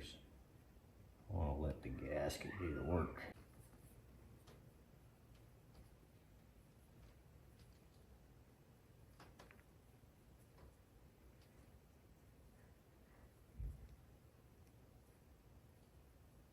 Try to get all the holes lined up the best I can here. Get it stuck down.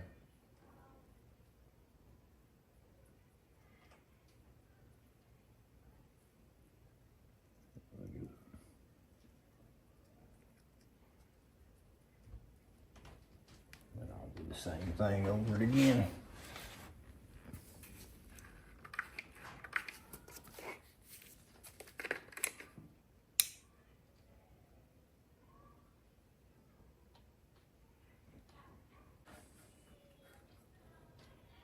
Put the cover on.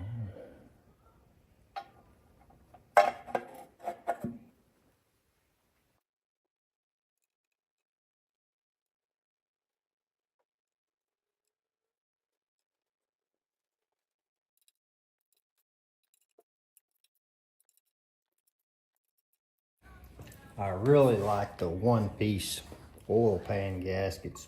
I put a couple of them in trucks while the motor was still in, and they work really well. You don't have to worry about all these little joints where the cork and the rubber gaskets meet and all that stuff. You can just, it's a one-piece deal, just slap it up there with a couple of holders, slide your pan on, and you're good to go.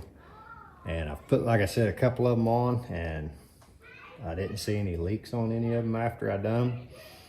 So that was real good. But I bought this whole gasket kit for this engine off the internet, and for like $47 or $45, something like that. Well, that high dollar one-piece pan gasket for this, I think it's like, it's probably that much by itself, you know. And this whole kit, you get every gasket on the engine. So I'm trying to put this engine together and use the gaskets that came in my kit. And I think it can be done. Just take a little more time and effort with it. There was 2 of these front gaskets for this oil pan, and I was trying to see why they would send me 2 there. I mean, because I already got the one in the back. I was trying to figure out what they sent me 2. Well, I put this one in and then put my oil pan on. And that thing like holds my oil pan up so high that I don't know, even if I tighten these bolts down all the way, that I could get that pulled down tight. So I took it out and checked this one out. You know, and it's quite a bit thinner of a gasket. It's not near that thick. I put that on there, and that allowed my oil pan to come all the way down to where it's touching it pretty good. So I'm guessing that's the one I need. I don't know whether there's 2 different styles of oil pans or 2 different styles of timing chain covers or what, why you would need either or, not sure. But anyway, I'll put a layer of that silicone on this and make sure I get enough that I don't leave any gaps and that all this seals up. But I'll go ahead and get this oil pan put on. Kind of go like I did on the timing chain. I'll put a thin layer of silicone on everything and smooth it out, and then stick my gaskets to it. And put another thin layer on, and then go ahead and put the pan on. One thing I want to say is these corners right here where these rubber gaskets meet, I do like to put an extra daub on there like I did on the intake manifold. When we put it on, I put some extra in those corners. That seems to help it from starting to leak on you.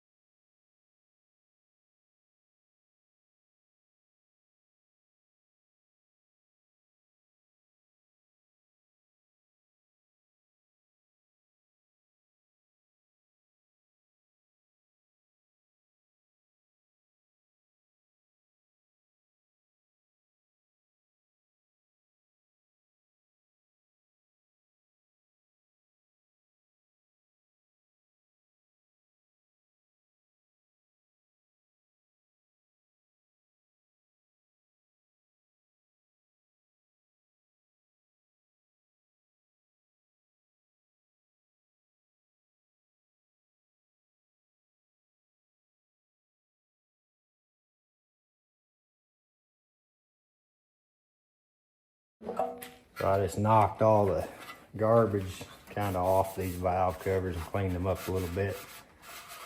Didn't do too much to them other than just dust a little bit of color on them. I like sticking the gasket to the valve cover with the silicone, and I don't put any onto the head just because, like, sometimes you'll want to remove these valve covers and adjust on your rockers if you don't have those quite exactly right. So I don't really like putting the silicone onto the head. Just stick it on the valve cover and then bolt it on. I've not had any trouble with it leaking that way, so that's how I'm gonna go about that.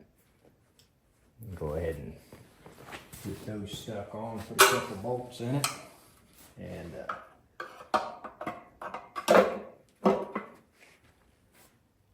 keep working our way around it. I need to pick up a water pump and a fuel pump for it, but I can put my harmonic balancer on it and cover a few things up and wipe some more of this stuff down and blend a little more color on it, and then we'll just keep plugging forward on it and see how far I can get on this thing. I told myself I was going to keep this clean, but anyway, I just put silicone on one side, stuck it on there. I think I got silicone on every single bitty piece of it, including myself. But anyway, I'll put the bolts in and get that working dry, and then it'll be set to where I can just take the valve cover on and off anytime I need to adjust some stuff, and then it should seal right back up when I put it on, as long as I don't crush the cork.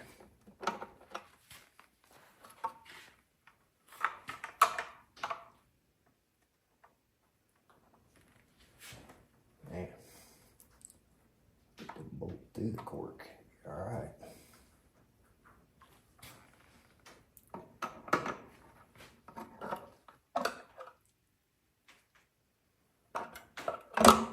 Should be a simple job, turned out to be a mess.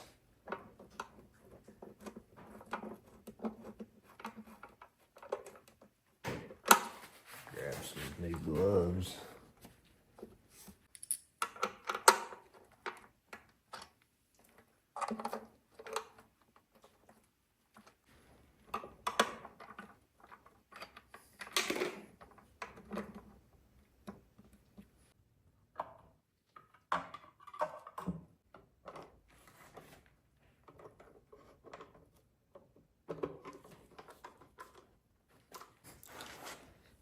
this balancer all cleaned up, get it put back on.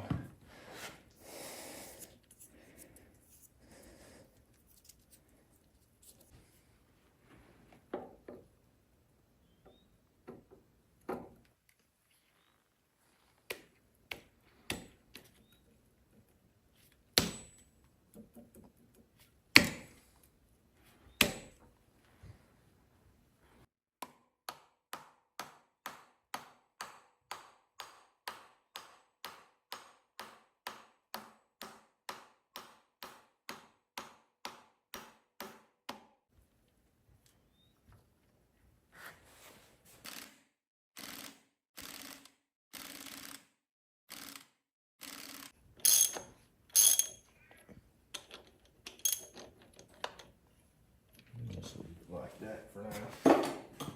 Do a little bit of painting and have to go to town, get some parts, finish up putting it together.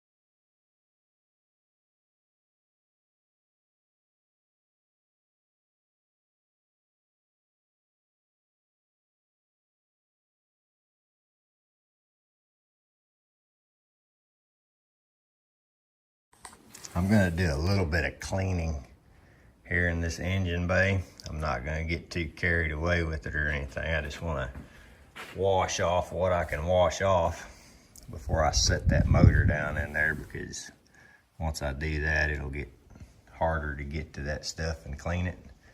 And those inner tubs, they'll be taken out and replaced with new ones anyway, but still, if I can get that firewall cleaned up just a little bit, some of the framing that's going to be setting under the motor, get that a little cleaner than it is, be just better in the long run.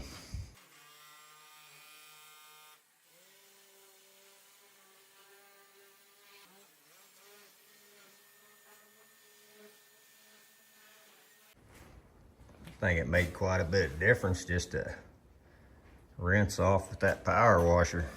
There's plenty of things that still need cleaned up and tore out of here and thrown away and painted and everything else, but just a little quick wash session there got rid of a lot of that nasty grease in the spot where I'm gonna set that engine down in. So I can set that in there and not have to worry about that all caked up underneath of it. So while cleaning up this engine bay, getting everything ready to set this motor down in here, I got my motor mounts on the frame, and I'm ready to put the torque converter back in the transmission bell housing here. And I was trying to decide which torque converter I was going to use, and I decided to use the one that was running with this transmission to begin with, because I know this truck was driving up and down the road, and the parts truck I took that motor out of and redone has been sitting for years, and I don't know, like that torque converter and transmission, I don't know about that. So I got ready to put this torque converter back on here, and then got to thinking the flywheel that's on that 78 engine may not mount up to that torque converter. So I measured the holes, and sure enough, the torque converter that goes in this won't mount on the flex plate that's on the motor I've been working on. So I'll take the motor that was in this truck and pull the flex plate off of it and put it on the motor I've been working on. That way everything should be matched back up. But that's something you might want to keep in mind when you're messing around pulling parts off of one of these to the other or whatever, to make sure you get that stuff matches up. I'm gonna put a little bit of oil around this, and this seal looks really good. It wasn't leaking any transmission fluid or anything. go ahead and put oil all over the seal and all over the shaft on this torque converter, and I'll get it put together. And this torque converter, when it goes in there, there's two different sections. It's got a spline over this and then over this, so you can hear that click, and then you turn it and you can hear another click. So it's like two pops or clicks or whatever until you know it's seated all the way.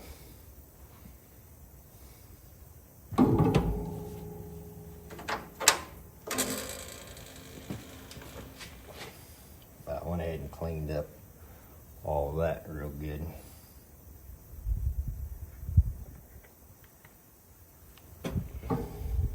Thing's all messy.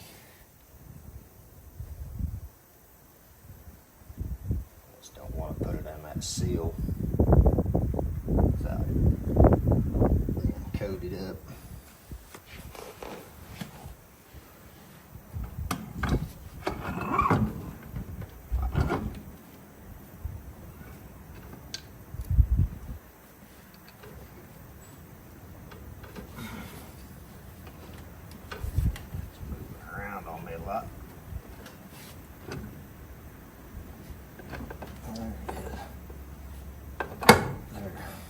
Went into 2 stages. Deal.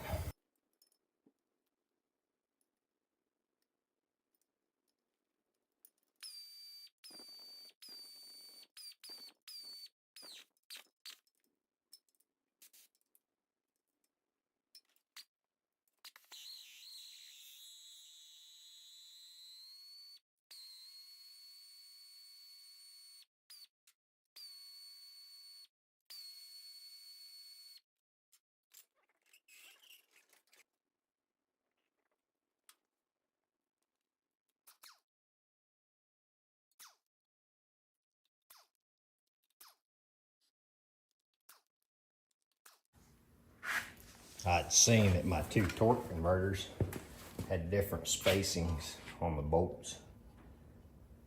So I'd ran into the problem before where I had a newer engine or newer block and stuff, and the torque converter and flywheel wouldn't interchange. You had to make sure you had the right torque converter for the right flywheel and all that. So when I had measured the old torque converter, it was in the 78C10, and then the newer 305 engine they'd had in this thing or whatever. Anyway, it was 9 1/4 between the mounting spots. So I thought, okay, I gotta flop that flywheel out, you know, grab it off the other engine. So I zipped that off there right quick, and just before I got ready to knock it off there, I'm like, I wonder if I ought to measure this other set of holes, you know.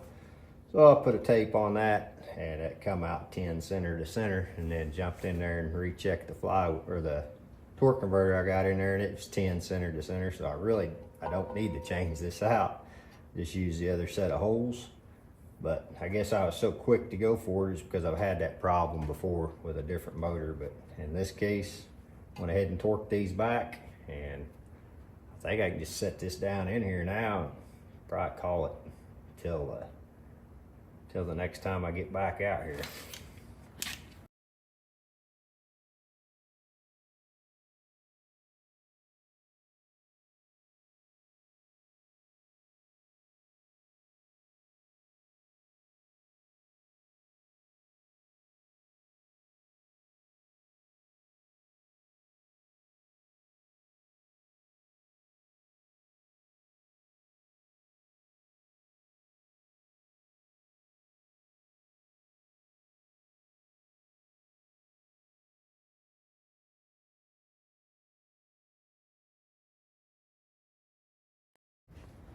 All it is now is a matter of getting the pins in the back of the block to go into the alignment holes on the front of the transmission. I just need to bump that thing sideways just a little bit. I ought to have it.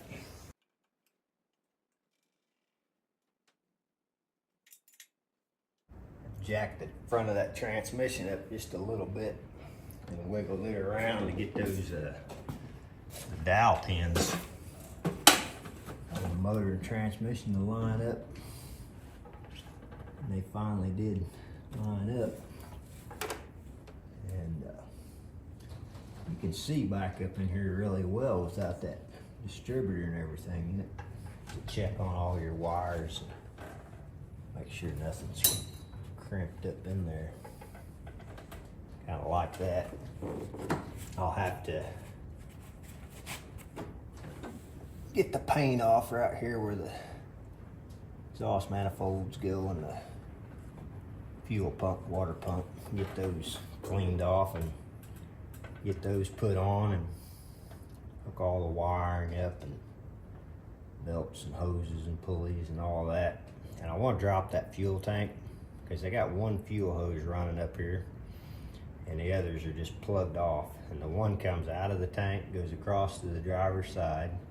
The tank's on the passenger side, and it cuts back over here. It goes right along the exhaust.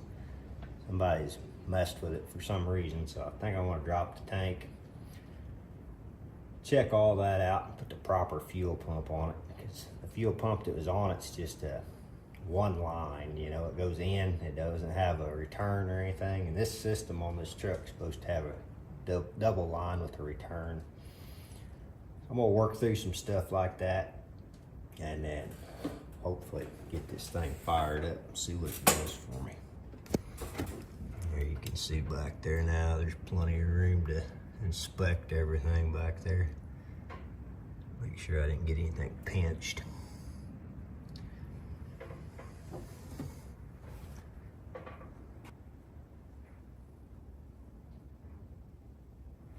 Well, there it is, sitting in its home. One step closer to getting this thing to where I can take it for a spin.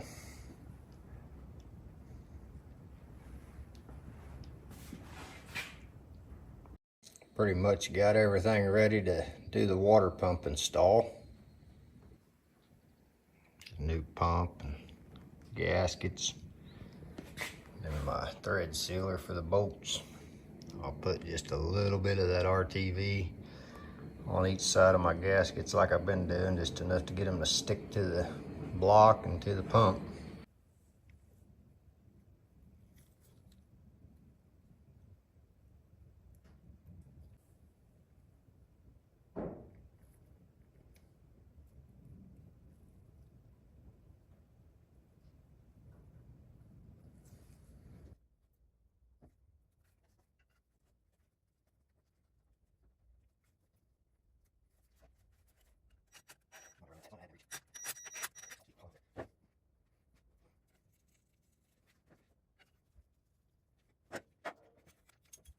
Fastest ratchet in the West.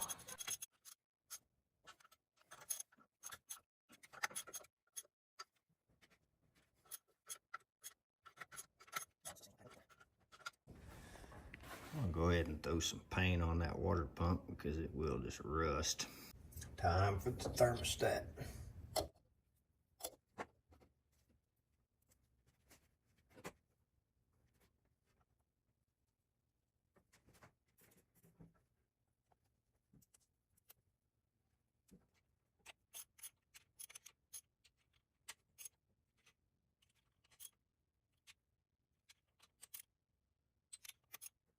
I wanted to clean up my exhaust manifolds a little bit, and all this area around here that goes against the head that the gasket sits on, they were so bumped up and corroded and rusted and pitted.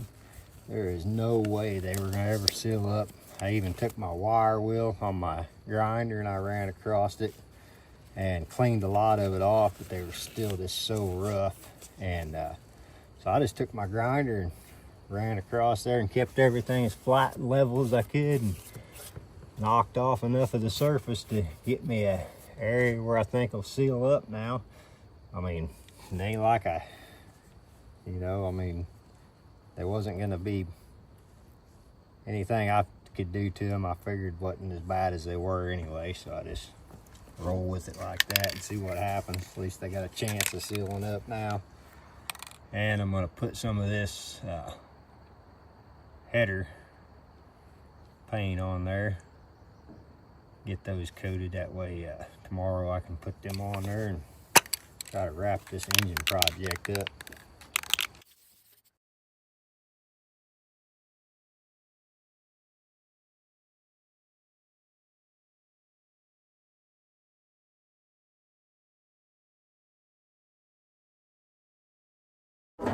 Not trying to make them perfect by any means, just a little better than they were.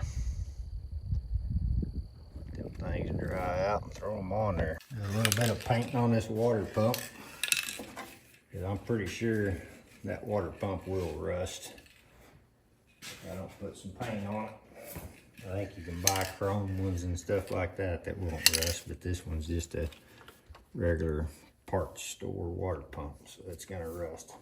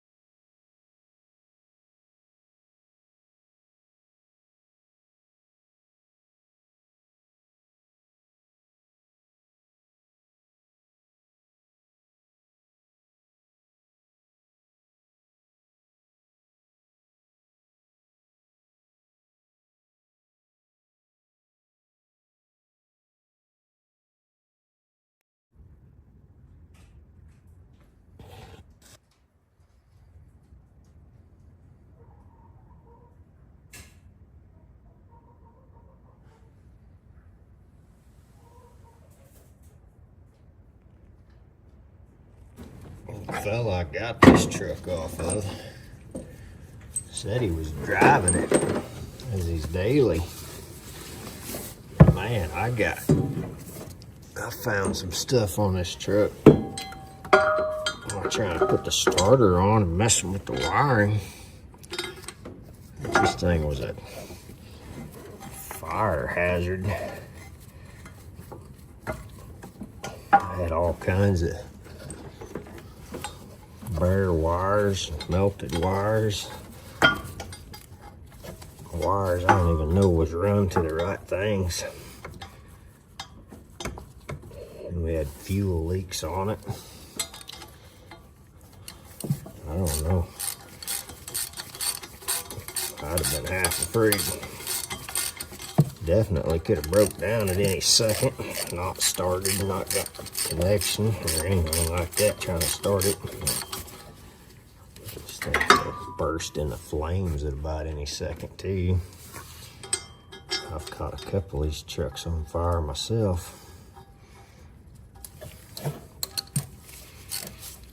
One of them I was messing with the timing, trying to get it right. I guess both times I caught one of these on fire was popping back through the carburetor. One of them I had the timing wrong. Popped back through the carburetor and got on the distributor, caught it on fire. And then once I was going down the road,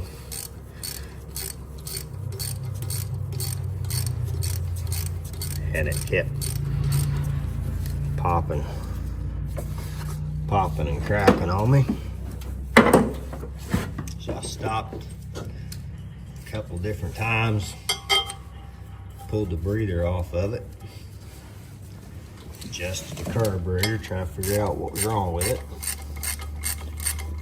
And then I got tired of pulling the breather off and on, so I just left the breather off of it. Took off down the road again. She popped through the carburetor again with the breather off of it going down the road. When it did that, blowed gas all over the distributor. Caught that thing on fire. Burnt that truck right alongside the road. I just got through going through that complete truck motor.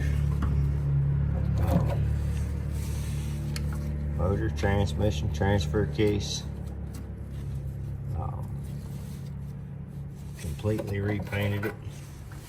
Everything. That truck was done except for some nice wheels and tires. About the only thing I liked for that truck. And I burnt that thing to the ground.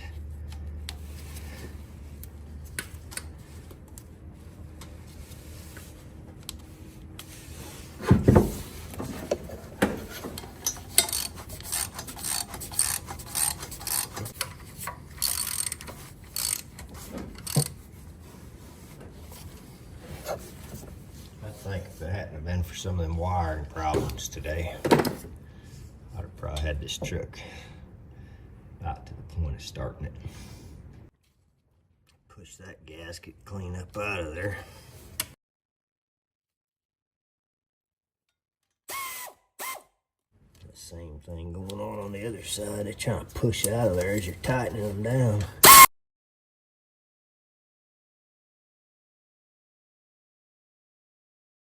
Earlier I said that I probably would have had this truck running already today if I hadn't had to mess with all the wiring on it. And I got all the starter wiring redone. I think every one of those wires I had to redo and put new ends on, and everything else. They were melted together and twisted up and tied together and all kinds of problems. But hopefully I got those starter wires back like they're supposed to be. This is the end that come off of this wire, and that's supposed to run my oil pressure regulator or switch, I guess. It tells you what kind of pressure you got inside the cab. Luckily my other motor has got one on there that's not broke off right at the head of it. So I'm gonna put this together, give myself a little extra length here.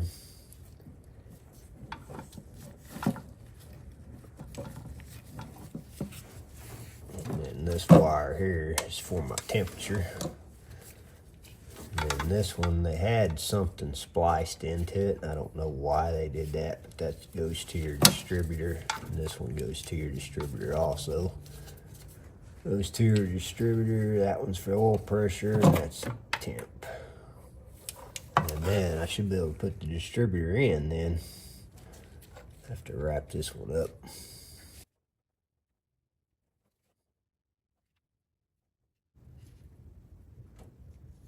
That ought to seal it up good. So here's the oil pressure sensor right here. Screws into the back of the block here up on top. And then that wire we repaired will go into that. Sometimes you'll have one with two plugs inside of here. Be a bigger one with two plugs.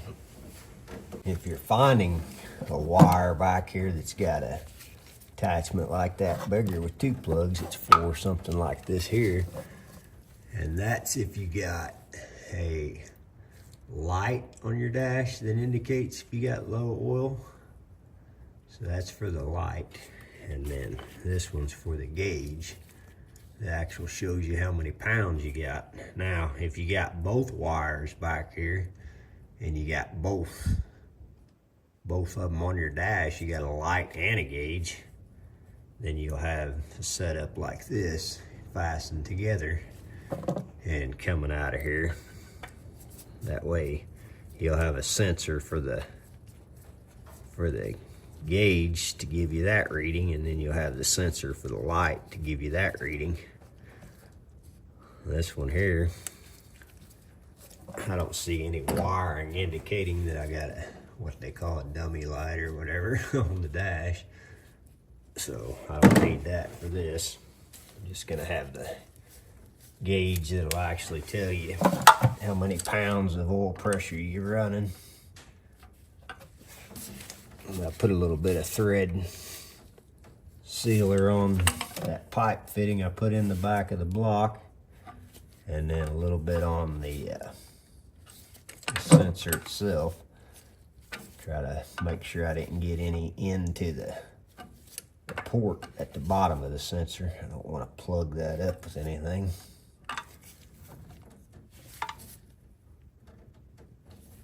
Basically try to get enough in there that you're not going to leak any oil.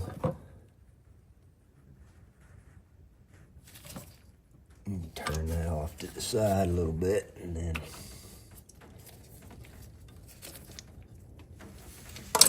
plug it in.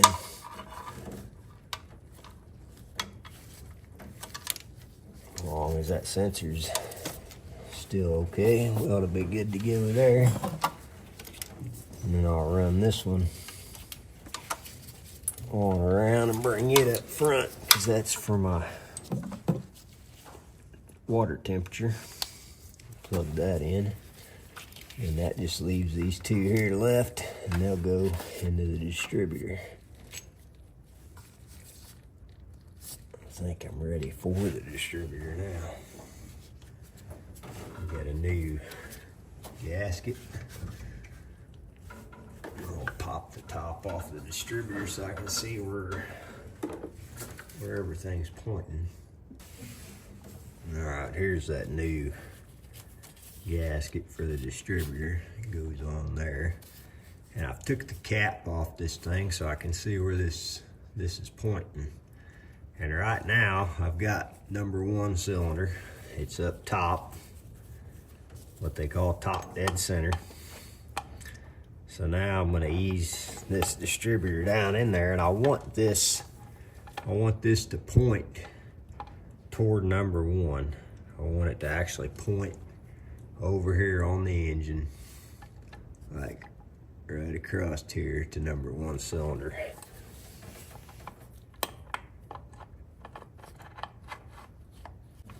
It might be one of them deals where I have to look and see. All right, you see that deal inside there, that bar? That's what slides into that oil pump rod that drives your oil pump. It pretty much lines up. If you followed it straight up, it would line up with this point on your distributor, on a rotor. And I want that point at #1. So what I did was I shined my flashlight down in the hole, and I reached in there with a long screwdriver, and I turned that rod that drives the oil pump till it was facing over here at #1. And now, if I got that and that facing the same direction, and this, it ought to sit in there pretty close to what I'm wanting to do now.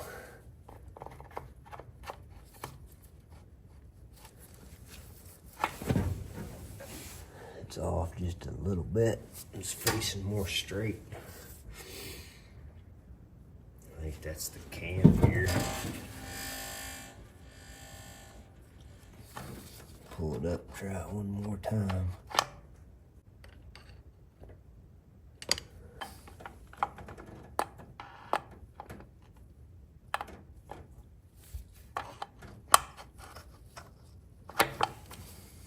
All right, I think finally I got it down there and facing where I want it to face. It's kind of a headache thing, but anyway, it's done now. Now I'll show you why I want it that way. So when I put this cap back on here, this cap sits like this.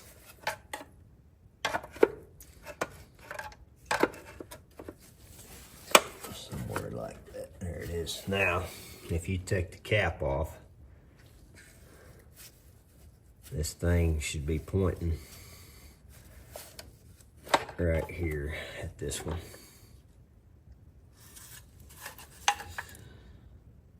So when that rotor button comes around to hit that, or go past that, it fires off that. So that should be, set this thing up. I want to set this up with this being number 1. So number 1's up top dead center, and then if I put my plug wire from here to number 1, ought to be good as far as being relatively close in time. Now, turning this one way or the other, that'll advance or retard your firing, and I'll put a timing light on there to get all that correct. But this is just to set it to where it'll start right here.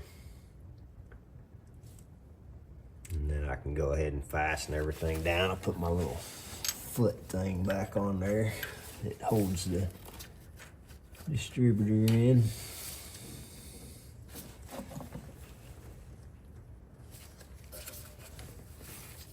And get all this thing wired up. I'm really hoping this carburetor I got does the job. The carburetor that was on the 305 engine that was in this truck to begin with, or when I got it. The fellow I got it off of said he was using it for a daily driver, and I try not to doubt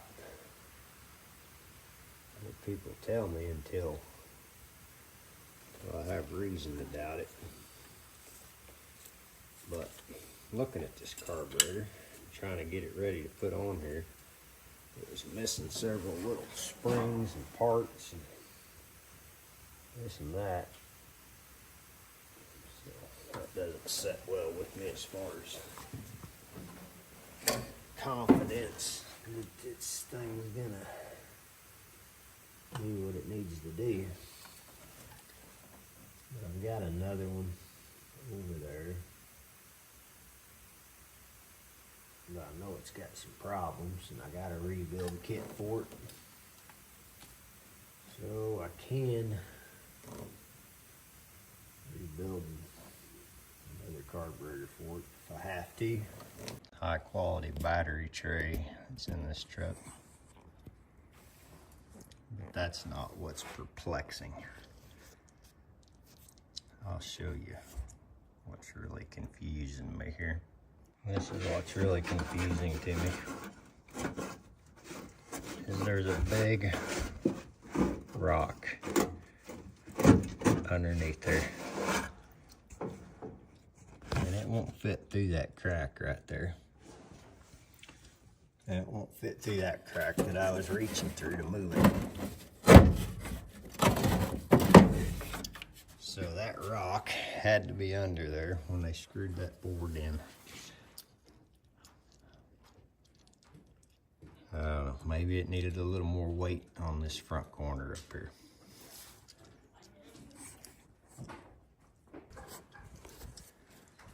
May have it opened up enough now that we can get that out of there.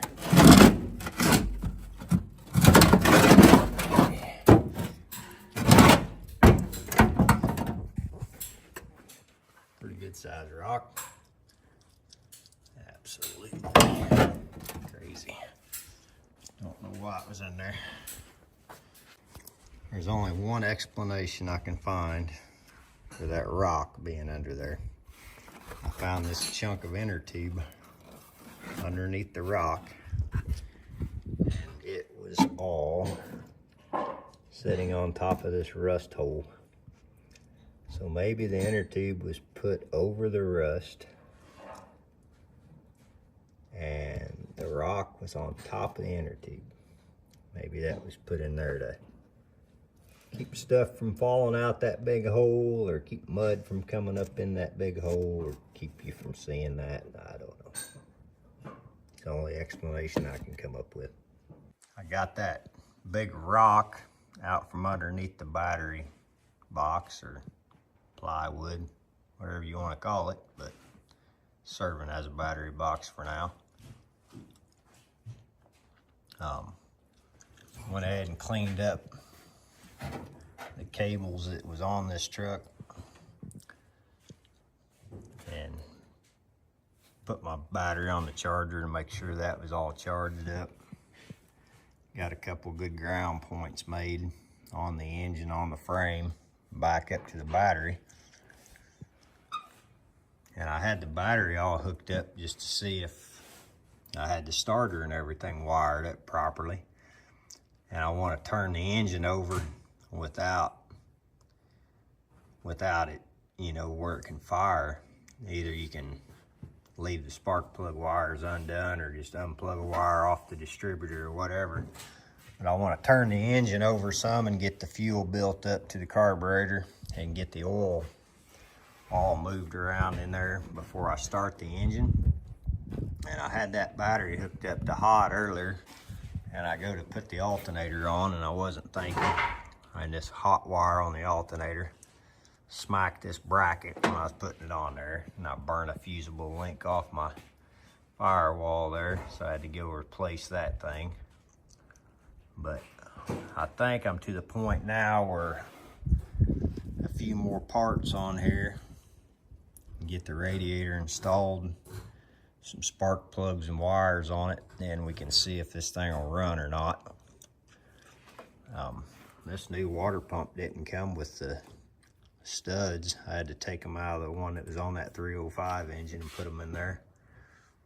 But I don't know if any of them come with it or not.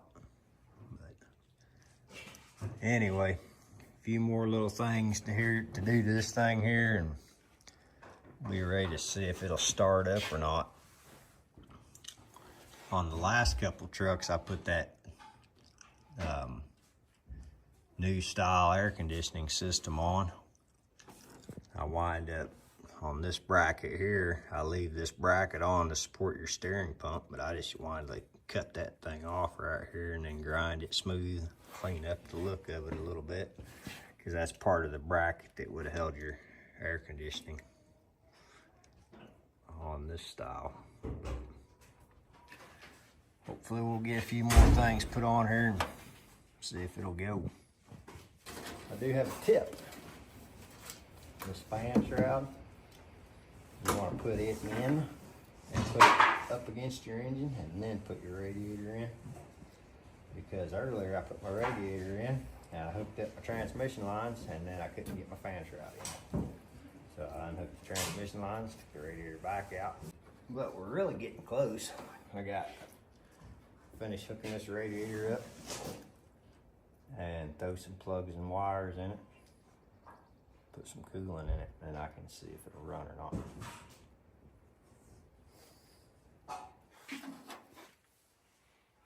Just wanted to show you this gun real quick. It puts in these type of inserts.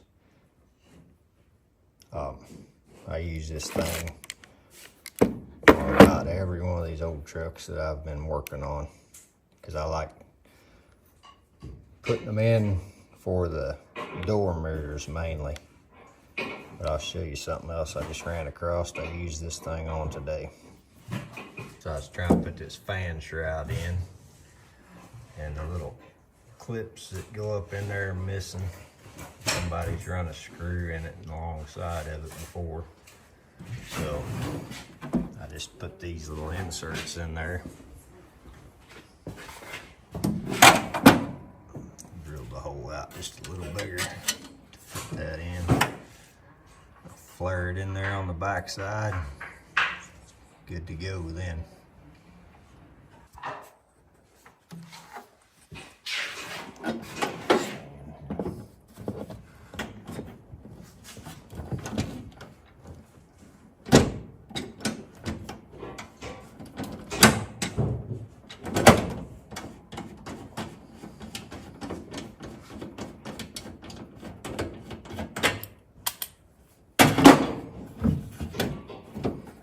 I got something to bolt it to. Get that put on. And I got the lower radiator hose I gotta do down there. I gotta decide, probably steal the one off the 305, because the one off the 350 engine probably sat around for 10 years and I can't use it.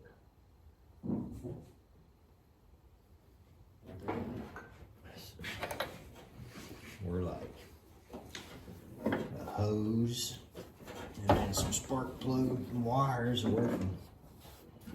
Trying it out. The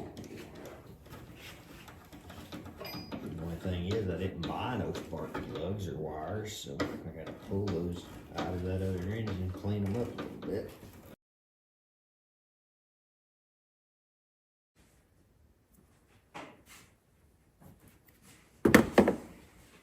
I haven't picked up any new spark plugs for this engine yet, but the ones I had here look pretty good, so just set the gap on them and put them in.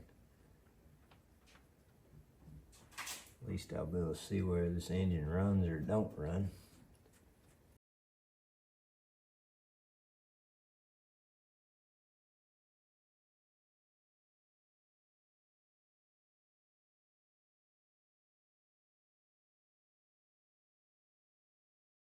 A couple of guys told me I'd messed up when I put this valve cover on over here, and I got some paper towel caught in that valve spring on #1 valve spring. So pull this cover right quick and make sure I get that out of there. I went back and watched the video. I'm like, damn, I did. As I wiped off the top edge of the head and went right on along that valve spring, and it snagged a hold of some of that towel and stayed right in there. But I think I can get this off pretty good. Kinda stuck the gasket to the valve cover, so I can do that if I needed to adjust the valves and stuff. So I'm hoping got a whole lot to get it off there. Hopefully it don't tear it up. There we go. There it is.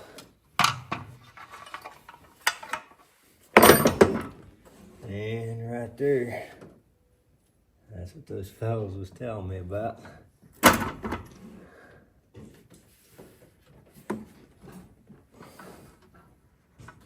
It didn't tear up my valve cover. So I can put that back on. Melanie, what are you doing right now? Can you get in this truck? I'm gonna have you turn the engine over a little bit. And I just want you to let the engine sit there and turn over and over and over a little bit, because I want to get some oil pumped up a little bit, and I want to get the fuel pumped up. Okay. So just go ahead and turn the key. And you might have to kind of mess with your steering wheel or shifter to get it to turn. You got it turning? All right, now go ahead and turn it like you're gonna start it, and just keep it turned, keep it going over.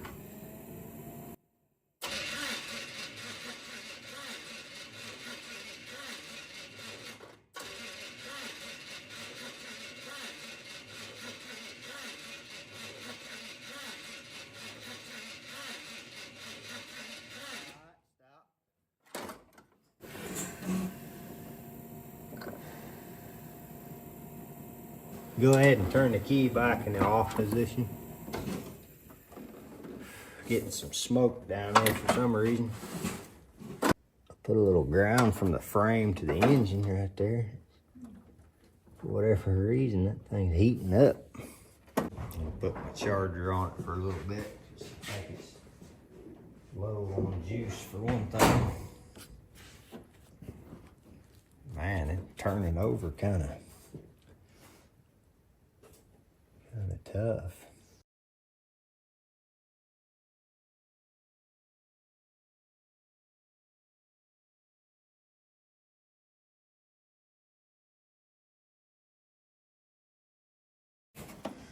So cranked this engine over and cranked it over, and it wouldn't, I couldn't get it to hit a lick. Pulled off spark plug wire off of it and put a plug on there, cranking it, and it was firing, but it just never would it wouldn't even sputter out or anything. So I got to thinking maybe, maybe I had it 180 degrees out. Maybe where, I had number one up top. I had it all set for that, but there's two positions. I took the distributor cap off and brought my timing mark up top, and everything was the way it was when I set it up to begin with. So I had number one up top, I had my timing mark on, I had my rotor button facing number one. So when I had it set back to that position, I took the distributor cap, set it to the side, I lifted the distributor out, turned it 180 degrees, and set it back down in there. And that will put it exactly the opposite of what it was firing on. And then hit the key on it then, it fired right up. Unfortunately, my phone died about partway through me doing that, but I got it back together now. I got my timing light on it. So we'll fire it back up here and you can listen to it run. It had a little bit of blow by to start with. Oil pressure was carrying good. It was about 45 pounds. I do have heavy oil in it right now too, so, but had a little bit of blow by. I'm hoping as those rings free up and stuff, maybe that'll go away. But we'll go ahead and hit the key.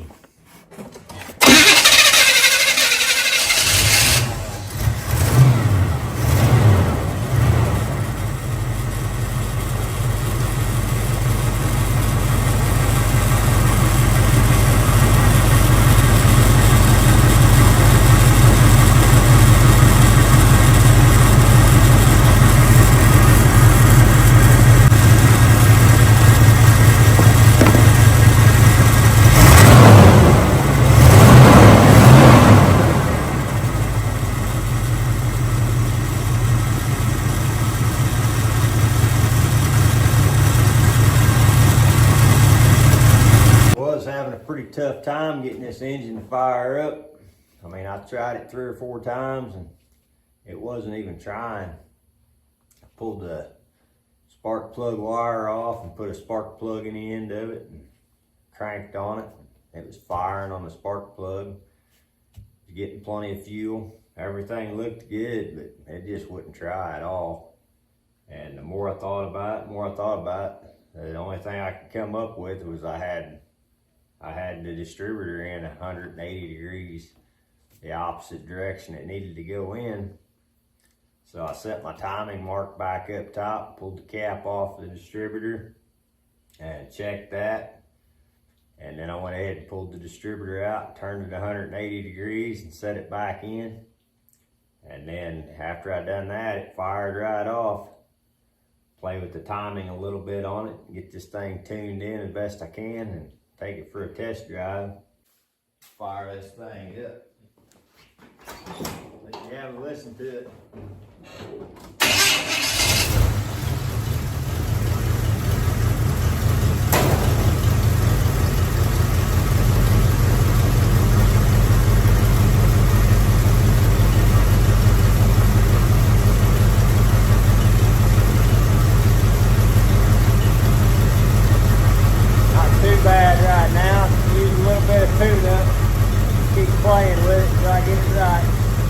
Finally got this motor dialed in pretty good. I still need to hook up the electric choke.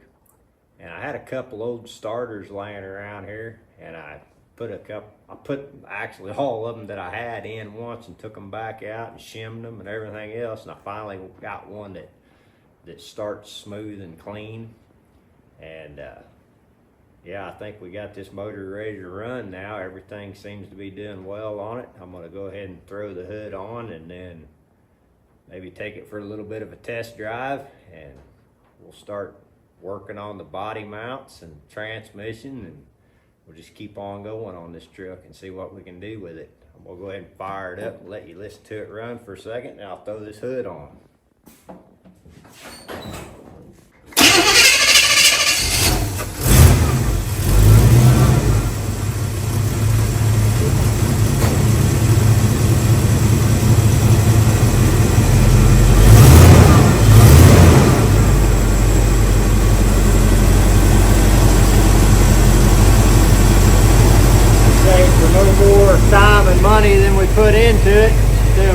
good so far. We'll see what it does on a test run. Alright, I gotta figure out how I'm gonna put this hood on by myself. That one man band here.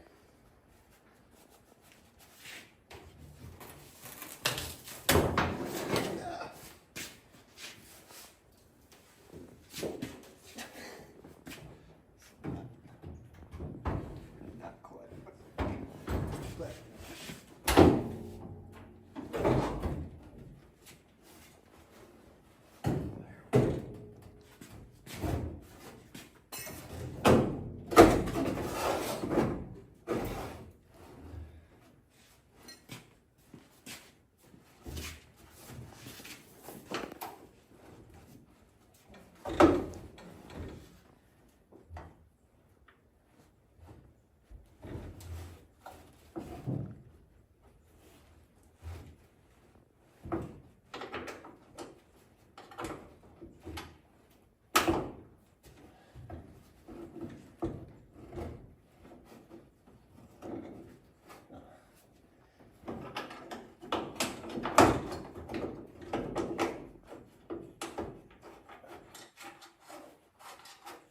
might not want to do this by yourself if everything was freshly painted.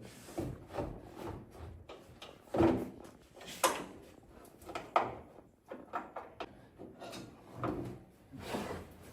of my problem is I can't see it. Cut some of that out. Can't see. Oh.